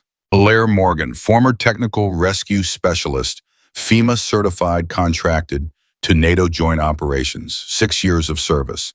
Commendation for bravery from the Department of Defense. Commendation for distinguished service from the Turkish government. Named in 2 international rescue reports as a critical team member whose actions directly resulted in the survival of over 40 people across multiple operations. And at the bottom, a footnote. Partner Evan Hollister killed in action during the Artvin province landslide response. 2 children ages 4 and 6 recovered alive due to Hollister's actions. The children's mother submitted a formal request to the United States government that both Hollister and Morgan be recognized for their sacrifice. The request was granted. Claire Morgan had a commendation from 2 governments and a dead partner whose name a Turkish family gave to their son. And Derek had spent 2 months mocking her tattoo. He sat in that chair with his phone in his hand and felt something he had not felt in 20 years of being the loudest man in every room. Shame, not anger, not defensiveness, not the stubborn pride that had carried him through every confrontation, every argument, every moment where admitting he was wrong would have cost him the only currency he valued: shame. The deep, quiet, sickening kind that starts in the stomach and rises through the chest and settles behind the eyes like a headache that won't go away. He looked at Claire standing in the middle of the room, surrounded by men who had chosen her over him, and he truly saw for the first time what he had done. He had taken a woman who was carrying more pain than he had ever known and made it worse. He had grabbed her arm in front of 30 people and exposed a memorial to the man she loved. He had turned her grief into entertainment. He had whispered behind her back. He had tried to weaponize her past, and she had never once fought back. Not because she couldn't, because she was stronger than him. That realization hit Derek Hayes like a fist to the chest. He stood up. The room noticed. Heads turned. Some faces hardened, expecting confrontation. Claire saw him rise. She straightened. Her eyes were still wet, but her gaze was direct and unflinching. Derek walked forward. The crowd parted for him the way it always did, but this time the energy was different. This time the room wasn't making way for power. It was making way for a man walking towards something he couldn't undo. He stopped 3 feet from Claire. For a long moment he said nothing. His jaw worked. His hands opened and closed at his sides. "I don't know how to do this," he said. His voice was low, stripped of its usual volume, stripped of performance. Claire waited. "I spent my whole life believing I could size a person up in 10 seconds. Walk into a room, read the faces, know who was strong and who was weak. That was my skill, that was my value, and I was good at it." He swallowed. "I looked at you and I saw someone hiding. And in my world, hiding means weakness. Hiding means you've got something ugly you don't want people to see. So I pushed. I pushed because that's what I do. I push until the truth comes out and I'm right." His voice cracked. "I wasn't right." The room held its breath. "I grabbed your arm in front of everyone. I held up your tattoo like it was evidence of something dirty. And the whole damn time, it was a memorial to a man who died saving children, and you were covering the scars you got trying to save him." Derek's eyes were red. Not crying. He wasn't the kind of man who let himself cry, but close. Closer than anyone in that room had ever seen him. "I don't know how to apologize for that. I don't think there are words big enough. But I'm standing here because Logan told me that showing up is the first step even when you don't know the second one. He looked at his hands. I spent 20 years in this club believing that strength meant being the loudest, the most aggressive, the most feared. And tonight I'm standing in front of a woman who has more strength in her silence than I've ever had in all my noise. He looked at Claire. I'm sorry, I know that's not enough, but it's all I've got. Claire stood still for a long time. The room waited. She could have destroyed him. She could have called out every whisper, every rumor, every poisoned word he'd planted in ears that were too willing to listen. She had every right, every justification. She chose differently. Derek, look at me. He looked. I've spent 4 years hating myself for not being able to save someone I loved.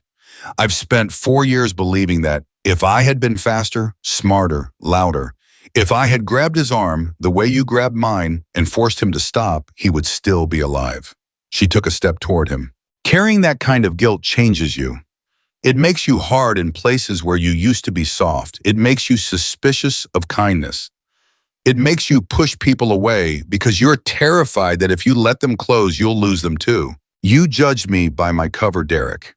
You saw the tattoo and the silence and the long sleeves, and you wrote a story about me that wasn't true. But I've been doing the same thing. I looked at you and saw a bully. I wrote you off as someone who wasn't worth understanding. Derek flinched. Maybe we both got it wrong, Claire said. Maybe the lesson isn't that you misjudged me. Maybe the lesson is that none of us can see the whole story by looking at one page. She extended her hand. Derek stared at it. Then he took it. Not a handshake. Something rougher and more honest. He gripped her hand and held it, and in that grip was something neither of them had words for, the beginning of respect between two people who had started as enemies and were standing at the threshold of something neither could name yet. I'm going to do better, Derek said. So am I. He let go. He stepped back. He nodded once, then he walked to the back of the room and sat down.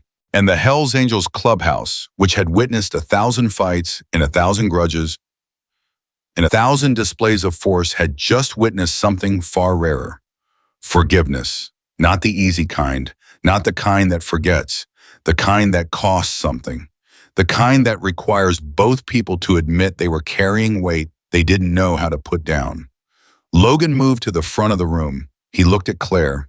He looked at the chapter. I think we all understand now what kind of person we've got in this building, he said. And I think we owe it to her to be the kind of people who deserve to have her here.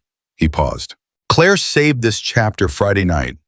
Not with violence, not with anger, with the same skills she used to save lives for 6 years across 3 continents. She saw a threat that none of us saw. She made a plan that none of us could have made. And she did it without asking for credit, without asking for a cut, and without asking for a single thing in return. He looked directly at Claire. I made you a promise a while back. I told you this could be a place where you didn't have to run anymore. I meant it. If you want to stay, this is your home. Not as an outsider, not as the hired mechanic, as one of us. Claire's chin trembled. She thought of Evan. She thought of the road, the endless, lonely, exhausting road she had been traveling for 4 years. She thought of the garage and the shovelhead and Dale's tears and Travis's dumb jokes and Marcus's coffee and Logan's quiet, steady presence that had become the closest thing to safety she had known since the day Evan died. She thought of the rose on her wrist, and she said, I'd like that. The room broke into something that wasn't quite applause and wasn't quite a cheer. It was warmer than both, a sound of acceptance, of recognition of a group of rough and broken men deciding together that this woman belonged with them. Marcus appeared at her side. Welcome home, Claire. She looked at him, and for the first time since she walked into Red Creek, Colorado, she believed it. Dale Hutchins was crying openly now and didn't care who saw. Travis was grinning so wide his face looked like it might split in half. Hank shook his head slowly and muttered, best damn mechanic I ever hired. And in the back of the room, Derek Hayes sat alone with his phone in his hand, reading and rereading the message from Ray, absorbing the full weight of how wrong he had been, and feeling for the first time the terrifying freedom of admitting it. The meeting broke up slowly. People lingered. Conversations happened in small groups, quiet, personal, the kind of conversations that don't happen in a room until something real has cracked the surface open. Claire stood near the door, ready to leave when a hand touched her elbow. She turned. It was a member she had never spoken to before, a quiet man in his late 50s named Sam Riggins. He had been sitting in the middle row during her speech, and she hadn't noticed any particular reaction from him. But now, standing close, she could see that his eyes were haunted. "My son was a paramedic," Sam said. His voice was barely above a whisper. "He died in a building collapse in Haiti, 2010. Claire's breath caught. "I was 27 years old, and every day since I wake up and I wonder if anyone remembers him, if anyone carries him the way you carry your partner." Claire put her hand on Sam's arm. "What was his name?" Michael Riggins." "Tell me about him." Sam's face crumbled, not with sadness, with gratitude. The gratitude of a father who had been carrying his son's memory in silence for 16 years and had just been given permission to speak it out loud. He talked for 20 minutes.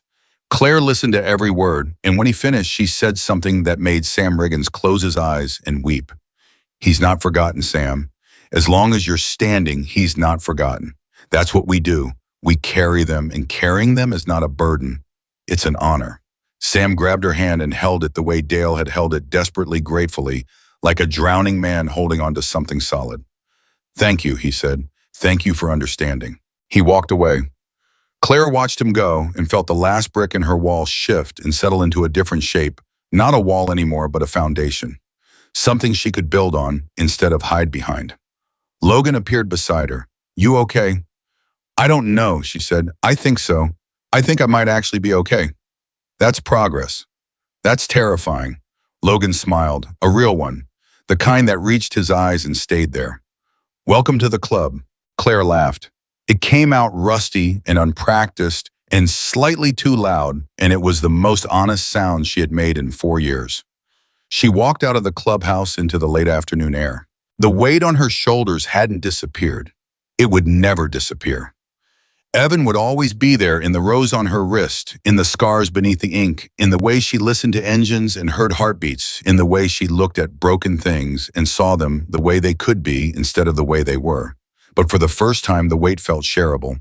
For the first time, there were hands reaching out to help her carry it. And Claire Morgan, who had spent 4 years running from the worst moment of her life, stopped walking. She stood still. She breathed. And she stayed. Part 5, The Woman Who Found Home. 6 months changed everything and nothing at the same time. Claire Morgan still arrived at the garage before anyone else. She still brewed the coffee, still opened the bay doors, still had grease under her nails before the sun fully cleared the mountains.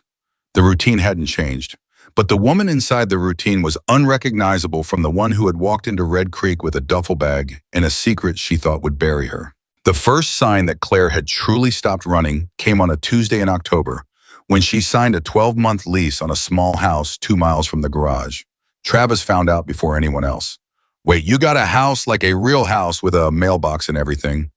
"It has a mailbox, Travis. Claire Morgan has a mailing address. This is historic." "You're being dramatic." "I'm being accurate. You've been living above a hardware store for 6 months. This is growth." Claire threw a shop rag at him. He caught it, grinning, and she realized with a start that she was grinning too, not the controlled, almost smile she had perfected over 4 years, but a real one. The kind that happened before she could stop it. That was happening more often now.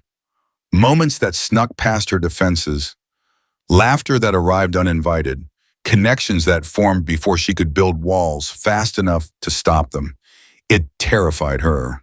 And she let it terrify her because Logan had told her something one evening that she couldn't shake. Being scared of happiness isn't strength, Claire. It's just grief wearing a disguise. She hated that he was right. She hated it more that she needed to hear it. The garage became something different after the Iron Wolves incident.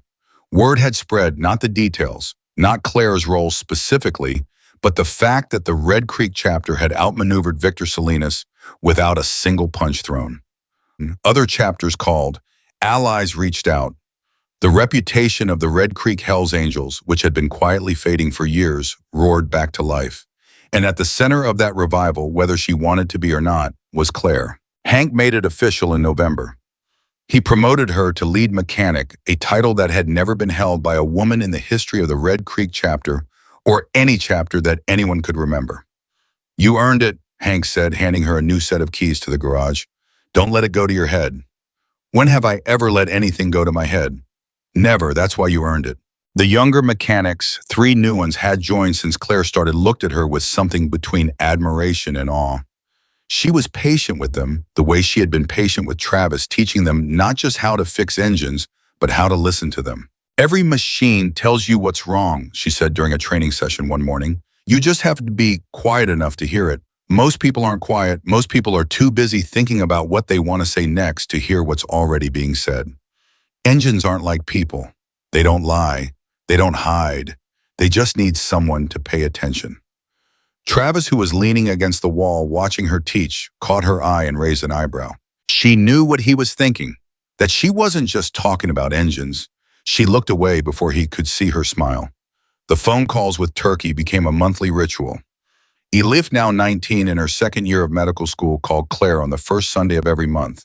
Her English had improved dramatically and their conversations grew longer each time. I told my professor about Evan today, Elif said during one call, about what he did, about the pocket he made with his body. My professor said that's the definition of a field medic, someone who turns their own body into shelter. I want to be that kind of Dr. Claire, the kind who shelters people. Claire pressed the phone against her ear and breathed through the tightness in her chest. You already are, Elif. Little Evan, who was not so little anymore, at 16, nearly 6 feet tall, according to Aisha, sent Claire photographs of the motorcycles he was rebuilding.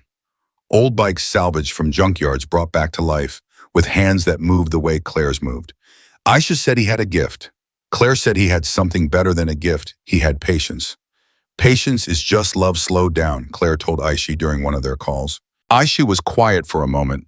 Then she said, that is something Evan would have said. You're Evan. Claire closed her eyes. Yeah, it is. The connection to Turkey did something Claire hadn't expected. It didn't just heal the wound, it gave the wound meaning. For 4 years, she had carried Evan's death as proof of her failure. Now every phone call, every photograph, every update on Elif's studies and little Evan's mechanical projects transformed that proof into something else entirely. Evidence of continuation. Evan Hollister didn't die for nothing. He died for everything that came after: the doctor who would save lives in his name, the young mechanic whose hands carried his instinct, the mother who raised 2 children alone with a courage that matched anything Claire had ever seen in a combat zone. And Claire was the bridge, the living thread connecting Evan's sacrifice to its legacy, not a failure, a keeper of flame. That understanding changed the way she touched the rose tattoo. She used to press it, to feel the scars underneath, to punish herself, to remember pain, to stay tethered to guilt. Now she traced the petals gently, the way you touch something precious, something that grew out of darkness and reached toward light. The biggest change, though, came from the most unexpected direction: Derek Hayes. After the breakfast burrito, Derek had kept his distance, respectful, quiet, almost invisible. It was so unlike him that some members joked he'd been replaced by a body double. But in December, something happened that nobody saw coming. Derek walked into the garage on a Saturday morning and asked Claire to teach him. Not mechanics. He didn't care about engines. Teach me what you do, he said. The way you read people, the way you stay calm, the way you see threats before anyone else. Teach me that. Claire stared at him. Why? Derek took a long breath. Because I'm 44 years old and I've spent my whole life being the guy people are afraid of. And I just realized that being feared is the loneliest thing in the world. Claire saw something in his face that she recognized: the same exhaustion she had carried for years. The exhaustion of performing a version of yourself that takes everything and gives nothing back. Sit down, she said. He sat. The first thing you need to learn is how to shut up. Derek blinked. Excuse me? You heard me. You talk to fill silence because silence scares you. But silence is where information lives. You can't read a room if your own voice is drowning everything out. Derek opened his mouth, then closed it. Good, Claire said. That's lesson 1. Over the next few months, something remarkable happened.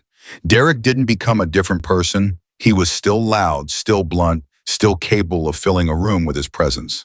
But the edges softened. He started listening before reacting. He started watching before judging. He started asking questions instead of making declarations. And one evening during a chapter gathering, Derek did something that stopped the room cold. A new prospect, a young kid, 22, eager and nervous, spilled a drink on a senior member's jacket. The room tensed. Everyone expected the explosion. Derek got there first. Hey, he put his hand on the kid's shoulder. Not aggressive, steady. Relax, it's a jacket. It'll dry. Grab some napkins and take a breath. The kid looked up at him with wide eyes. Yes, sir. Don't call me sir. I'm Derek. The senior member whose jacket was wet looked at Derek like he'd grown a second head. Travis caught Claire's eye across the room.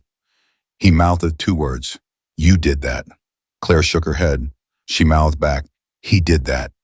And she meant it. Because Claire understood something about change that most people didn't. You can't change someone from the outside. You can only show them a door. They have to walk through it themselves. Derek walked through it, clumsily, imperfectly, with setbacks and stumbles and moments where the old Derek flashed through like lightning. But he walked through it, and every time he did, the door opened a little wider. Spring came to Red Creek the way it always did, slowly, grudgingly, like winter didn't want to let go. On a warm Saturday in April, Claire was in the garage alone. Everyone else had the day off. She was doing what she loved most, working on an engine with no deadline, no pressure, just the pure meditative rhythm of her hands solving problems that had clean answers. Her phone buzzed. A photograph from Aishi. Little Evan standing next to a motorcycle he had rebuilt entirely by himself. A 1985 Honda CB450, rust red frame, chrome exhaust. The kid was beaming a smile so wide and pure, it could have powered the machine he was standing next to. And on his left wrist, barely visible in the photograph, was a small tattoo. A rose. Claire dropped the phone. She picked it up, looked again, zoomed in. A rose, on his wrist, in the exact same spot as hers. Her hands shook, her vision blurred. She called Aishi immediately. The tattoo, on Evan's wrist. When did he get that? Aisha's voice was soft. Last month, on his birthday. He say he want to carry the same mark as the woman who carry his name. He say the rose means love does not die. It just changes shape. Claire sat down on the garage floor. Love does not die. It just changes shape. 16 years old, a boy named after a dead man raised by a mother who survived because of that man's sacrifice, fixing motorcycles with hands that echoed Claire's hands, wearing a rose on his wrist because he wanted to be connected to a woman he had never met, but whose story he carried in his blood. Claire pressed the phone against her forehead and cried. Not grief this time, not guilt, not the tears of a woman drowning in the past. These were the tears of a woman who had just discovered that the love she thought she lost didn't disappear. It grew. It crossed oceans. It planted itself in the hearts of children. It bloomed in garage bays and medical schools and mountain towns and everywhere that hands reached out to fix what was broken and heal what was hurt. Evan Hollister was dead. He had been dead for 4 years. He would be dead forever. But his love was alive in every life he touched, and every life those lives touched, and on and on and on, in an unbroken chain that stretched from a collapsed building in Turkey to a motorcycle garage in Colorado to a 16-year-old boy with a rose on his wrist and grease on his hands, in a future that Evan would never see but had made possible with the last breath in his body. Logan found Claire in the garage an hour later. She was back at work. Her eyes were red, but her hands were steady. He looked at her phone, still open to the photograph. He saw the rose on the boy's wrist. He didn't say anything for a long time. Then he said, "People see a tattoo and think they know your story. They never realize they only saw one page." Claire looked at him. "You said that to me once before." "I meant it then. I mean it more now." Claire set down her wrench. She looked at the photograph one more time. The boy, the bike, the rose. Logan? Yeah, I think I finally know what home is. What is it?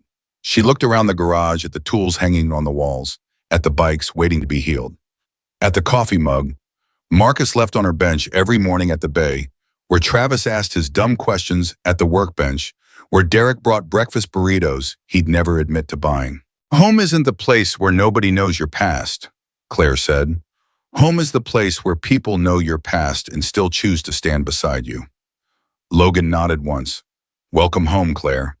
She picked up the wrench. She went back to work, and the rose on her wrist caught the light, not hiding the scar beneath it, not apologizing for it, not explaining it, just blooming quietly and stubbornly, the way roses do, the way love does. The way Claire Morgan, finally after 4 years of running, and a lifetime of carrying learned to do.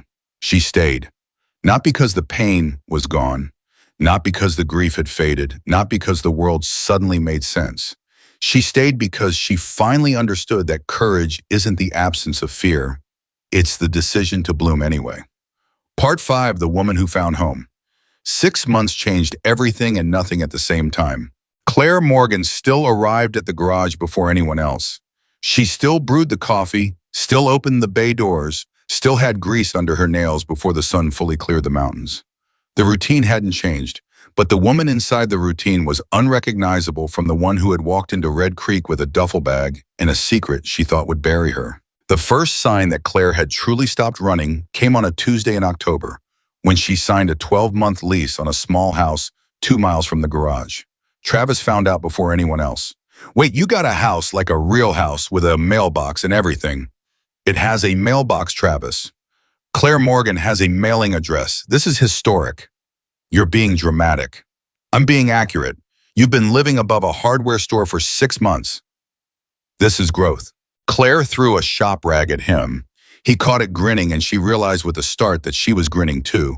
Not the controlled, almost smile she had perfected over 4 years, but a real one. The kind that happened before she could stop it. That was happening more often now. Moments that snuck past her defenses. Laughter that arrived uninvited. Connections that formed before she could build walls fast enough to stop them. It terrified her. And she let it terrify her because Logan had told her something one evening that she couldn't shake.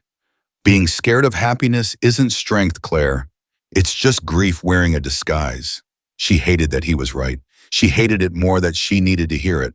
The garage became something different after the Iron Wolves incident. Word had spread, not the details, not Claire's role specifically, but the fact that the Red Creek chapter had outmaneuvered Victor Salinas without a single punch thrown. Other chapters called, allies reached out. The reputation of the Red Creek Hells Angels, which had been quietly fading for years, roared back to life. And at the center of that revival, whether she wanted to be or not, was Claire. Hank made it official in November. He promoted her to lead mechanic, a title that had never been held by a woman in the history of the Red Creek chapter, or any chapter that anyone could remember. "You earned it," Hank said, handing her a new set of keys to the garage. "Don't let it go to your head." "When have I ever let anything go to my head?" "Never. That's why you earned it." The younger mechanics, 3 new ones, had joined since Claire started, looked at her with something between admiration and awe. She was patient with them, the way she had been patient with Travis, teaching them not just how to fix engines, but how to listen to them. "Every machine tells you what's wrong," she said during a training session one morning. "You just have to be quiet enough to hear it." Most people aren't quiet. Most people are too busy thinking about what they want to say next to hear what's already being said. Engines aren't like people. They don't lie. They don't hide. They just need someone to pay attention. Travis, who was leaning against the wall watching her teach, caught her eye and raised an eyebrow. She knew what he was thinking, that she wasn't just talking about engines. She looked away before he could see her smile. The phone calls with Turkey became a monthly ritual. Alif, now 19 in her second year of medical school, called Claire on the first Sunday of every month. Her English had improved dramatically, and their conversations grew longer each time. "I told my professor about Evan today," Elif said during one call. "About what he did, about the pocket he made with his body. My professor said that's the definition of a field medic, someone who turns their own body into shelter. I want to be that kind of Dr. Claire, the kind who shelters people." Claire pressed the phone against her ear and breathed through the tightness in her chest. "You already are, Elif." Little Evan, who was not so little anymore, at 16, nearly 6 feet tall according to Aishi, sent Claire photographs of the motorcycles he was rebuilding. Old bikes salvaged from junkyards brought back to life with hands that moved the way Claire's moved. Aisha said he had a gift. Claire said he had something better than a gift. He had patience. "Patience is just love slowed down," Claire told Aishi during one of their calls. Aisha was quiet for a moment. Then she said, "That is something Evan would have said."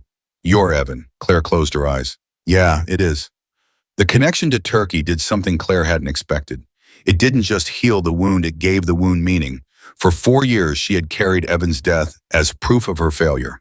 Now every phone call, every photograph, every update on Elif's studies and little Evan's mechanical projects transformed that proof into something else entirely. Evidence of continuation. Evan Hollister didn't die for nothing.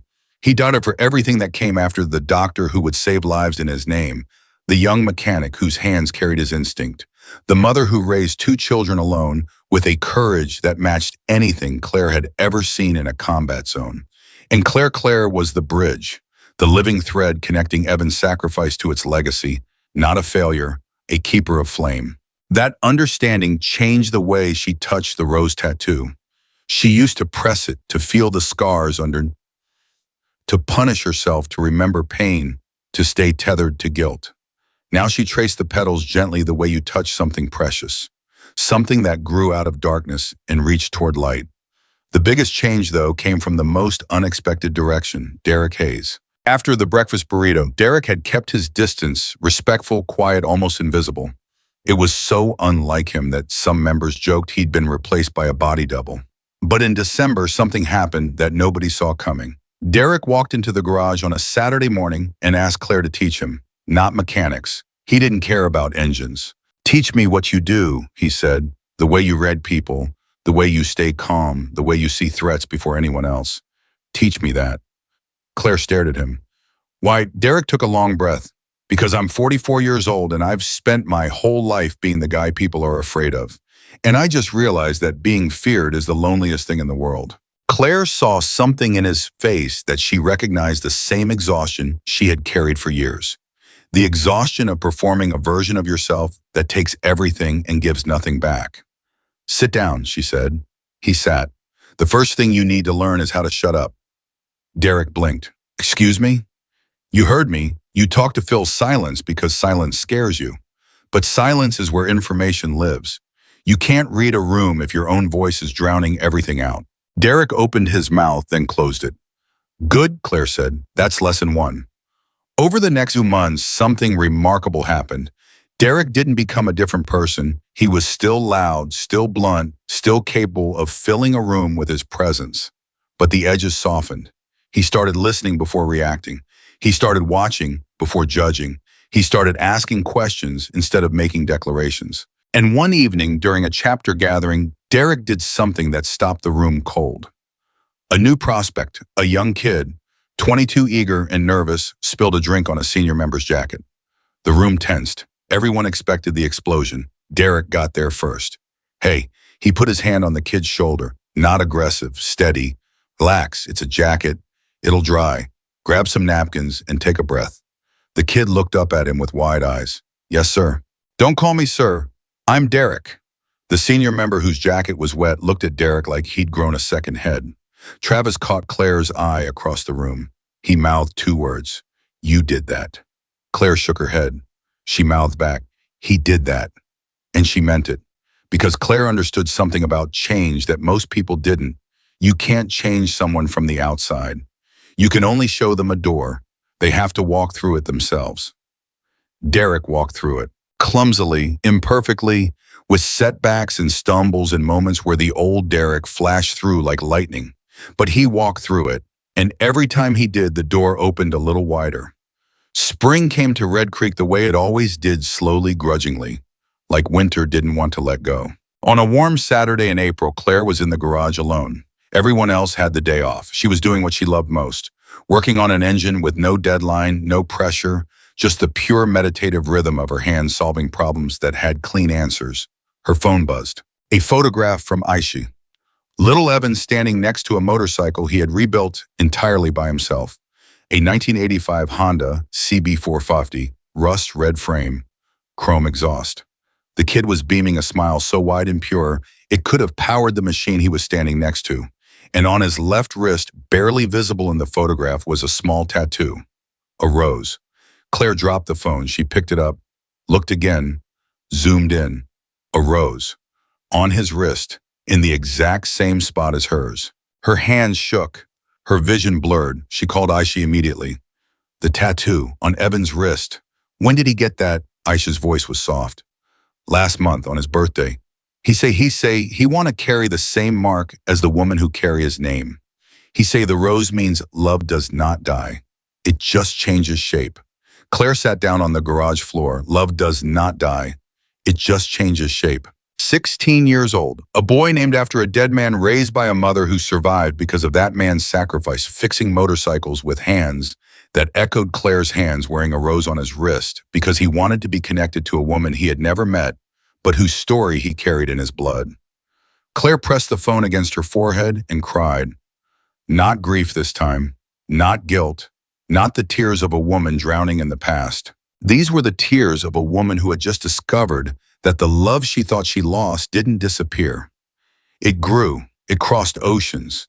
It planted itself in the hearts of children. It bloomed in garage bays and medical schools and mountain towns and everywhere that hands reached out to fix what was broken and heal what was hurt. Evan Hollister was dead. He had been dead for 4 years. He would be dead forever. What?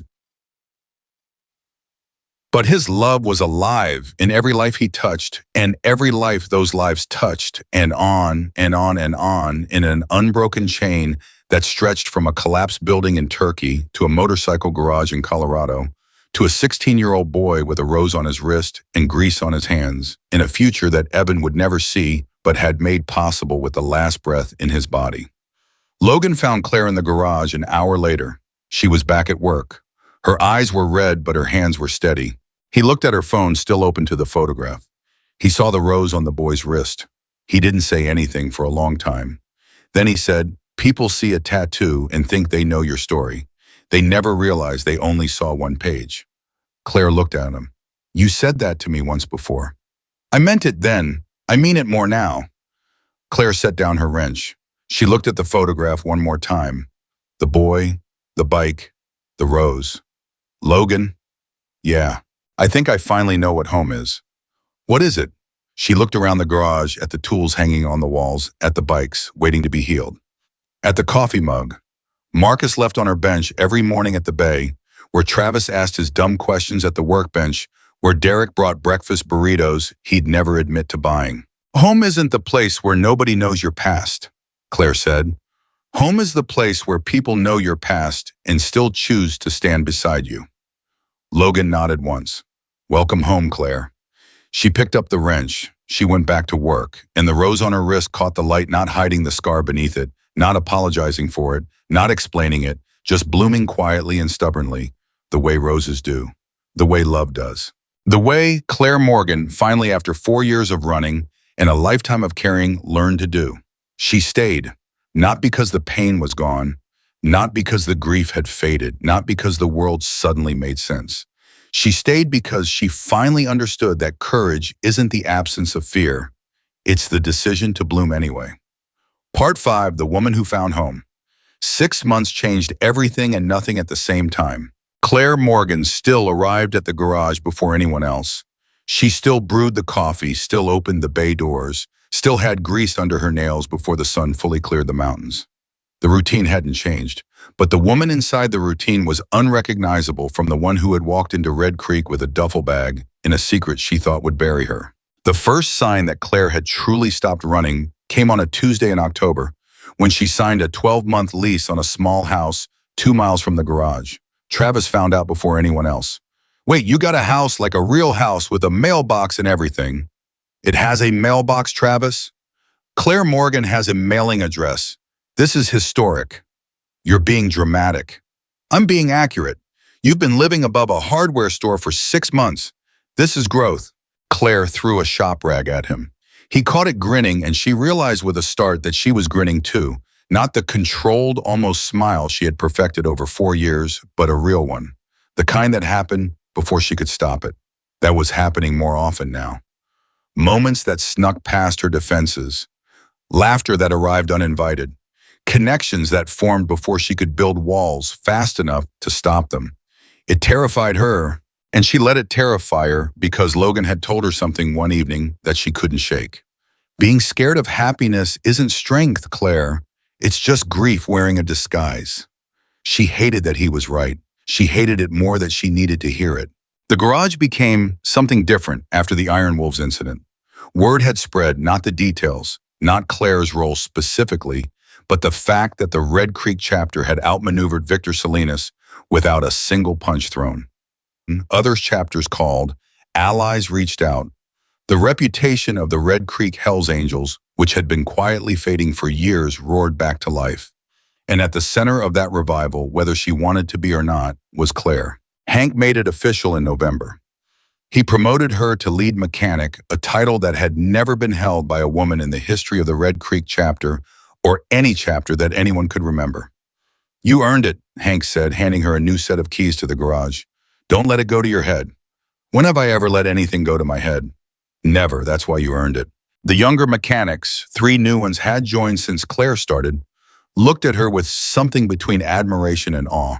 She was patient with them, the way she had been patient with Travis, teaching them not just how to fix engines, but how to listen to them. "Every machine tells you what's wrong," she said during a training session one morning. "You just have to be quiet enough to hear it." Most people aren't quiet. Most people are too busy thinking about what they want to say next to hear what's already being said. Engines aren't like people. They don't lie. They don't hide. They just need someone to pay attention. Travis, who was leaning against the wall watching her teach, caught her eye and raised an eyebrow.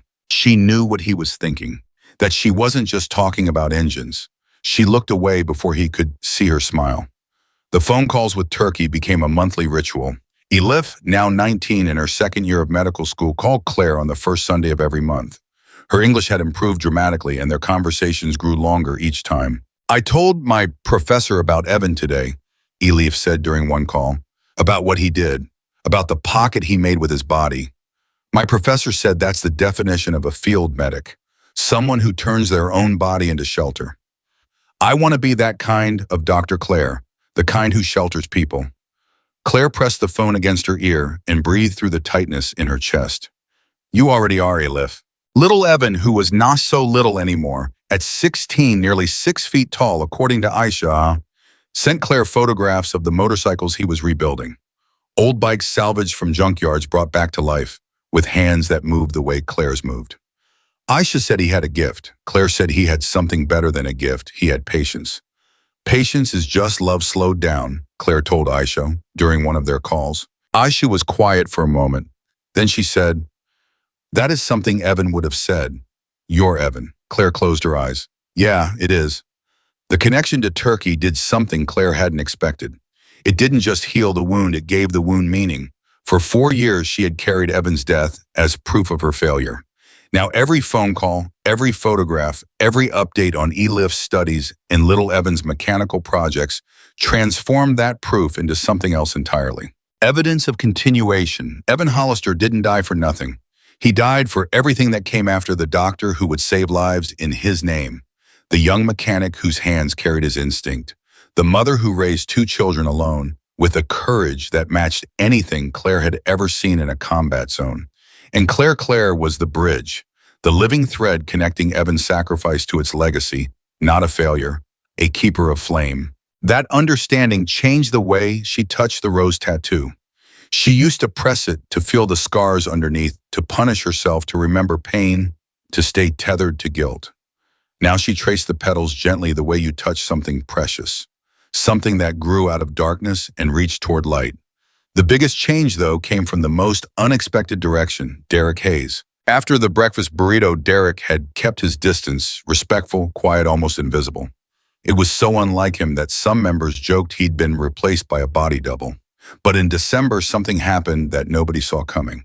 Derek walked into the garage on a Saturday morning and asked Claire to teach him, not mechanics. He didn't care about engines. "Teach me what you do," he said. "The way you read people, the way you stay calm, the way you see threats before anyone else. Teach me that." Claire stared at him. "Why?" Derek took a long breath. "Because I'm 44 years old and I've spent my whole life being the guy people are afraid of. And I just realized that being feared is the loneliest thing in the world." Claire saw something in his face that she recognized: the same exhaustion she had carried for years. The exhaustion of performing a version of yourself that takes everything and gives nothing back. "Sit down," she said. He sat. "The first thing you need to learn is how to shut up." Derek blinked. "Excuse me. You heard me? You talk to fill silence because silence scares you. But silence is where information lives. You can't read a room if your own voice is drowning everything out." Derek opened his mouth and closed it. "Good," Claire said. "That's lesson 1. Over the next few months, something remarkable happened. Derek didn't become a different person. He was still loud, still blunt, still capable of filling a room with his presence. But the edges softened. He started listening before reacting. He started watching before judging. He started asking questions instead of making declarations. And one evening during a chapter gathering, Derek did something that stopped the room cold. A new product, a young kid, 22 eager and nervous, spilled a drink on a senior member's jacket. The room tensed. Everyone expected the explosion. Derek got there first. Hey, he put his hand on the kid's shoulder, not aggressive, steady. Relax, it's a jacket, it'll dry. Grab some napkins and take a breath. The kid looked up at him with wide eyes. Yes, sir. Don't call me sir. I'm Derek. The senior member whose jacket was wet looked at Derek like he'd grown a second head. Travis caught Claire's eye across the room. He mouthed two words. You did that. Claire shook her head. She mouthed back, he did that, and she meant it. Because Claire understood something about change that most people didn't. You can't change someone from the outside. You can only show them a door. They have to walk through it themselves. Derek walked through it, clumsily, imperfectly, with setbacks and stumbles and moments where the old Derek flashed through like lightning. But he walked through it, and every time he did, the door opened a little wider. Spring came to Red Creek the way it always did, slowly, grudgingly, like winter didn't want to let go. On a warm Saturday in April, Claire was in the garage alone. Everyone else had the day off. She was doing what she loved most, working on an engine with no deadline, no pressure, just the pure meditative rhythm of her hands, solving problems that had clean answers. Her phone buzzed. A photograph from Aishi. Little Evan standing next to a motorcycle he had rebuilt entirely by himself. A 1985 Honda CB450, rust red frame, chrome exhaust. The kid was beaming a smile so wide and pure it could have powered the machine he was standing next to. And on his left wrist, barely visible in the photograph, was a small tattoo. A rose. Claire dropped the phone. She picked it up, looked again, zoomed in. A rose. On his wrist, in the exact same spot as hers. Her hands shook, her vision blurred. She called Aisha immediately. The tattoo on Evan's wrist. When did he get that? Aisha's voice was soft. Last month, on his birthday. He say he want to carry the same mark as the woman who carry his name. He say the rose means love does not die. It just changes shape. Claire sat down on the garage floor. Love does not die. It just changes shape. 16 years old, a boy named after a dead man raised by a mother who survived because of that man's sacrifice fixing motorcycles with hands that echoed Claire's hands wearing a rose on his wrist because he wanted to be connected to a woman he had never met, but whose story he carried in his blood. Claire pressed the phone against her forehead and cried. Not grief this time, not guilt, not the tears of a woman drowning in the past. These were the tears of a woman who had just discovered that the love she thought she lost didn't disappear. It grew, it crossed oceans, it planted itself in the hearts of children. It bloomed in garage bays and medical schools and mountain towns and everywhere that hands reached out to fix what was broken and heal what was hurt. Evan Hollister was dead. He had been dead for 4 years. He would be dead forever. But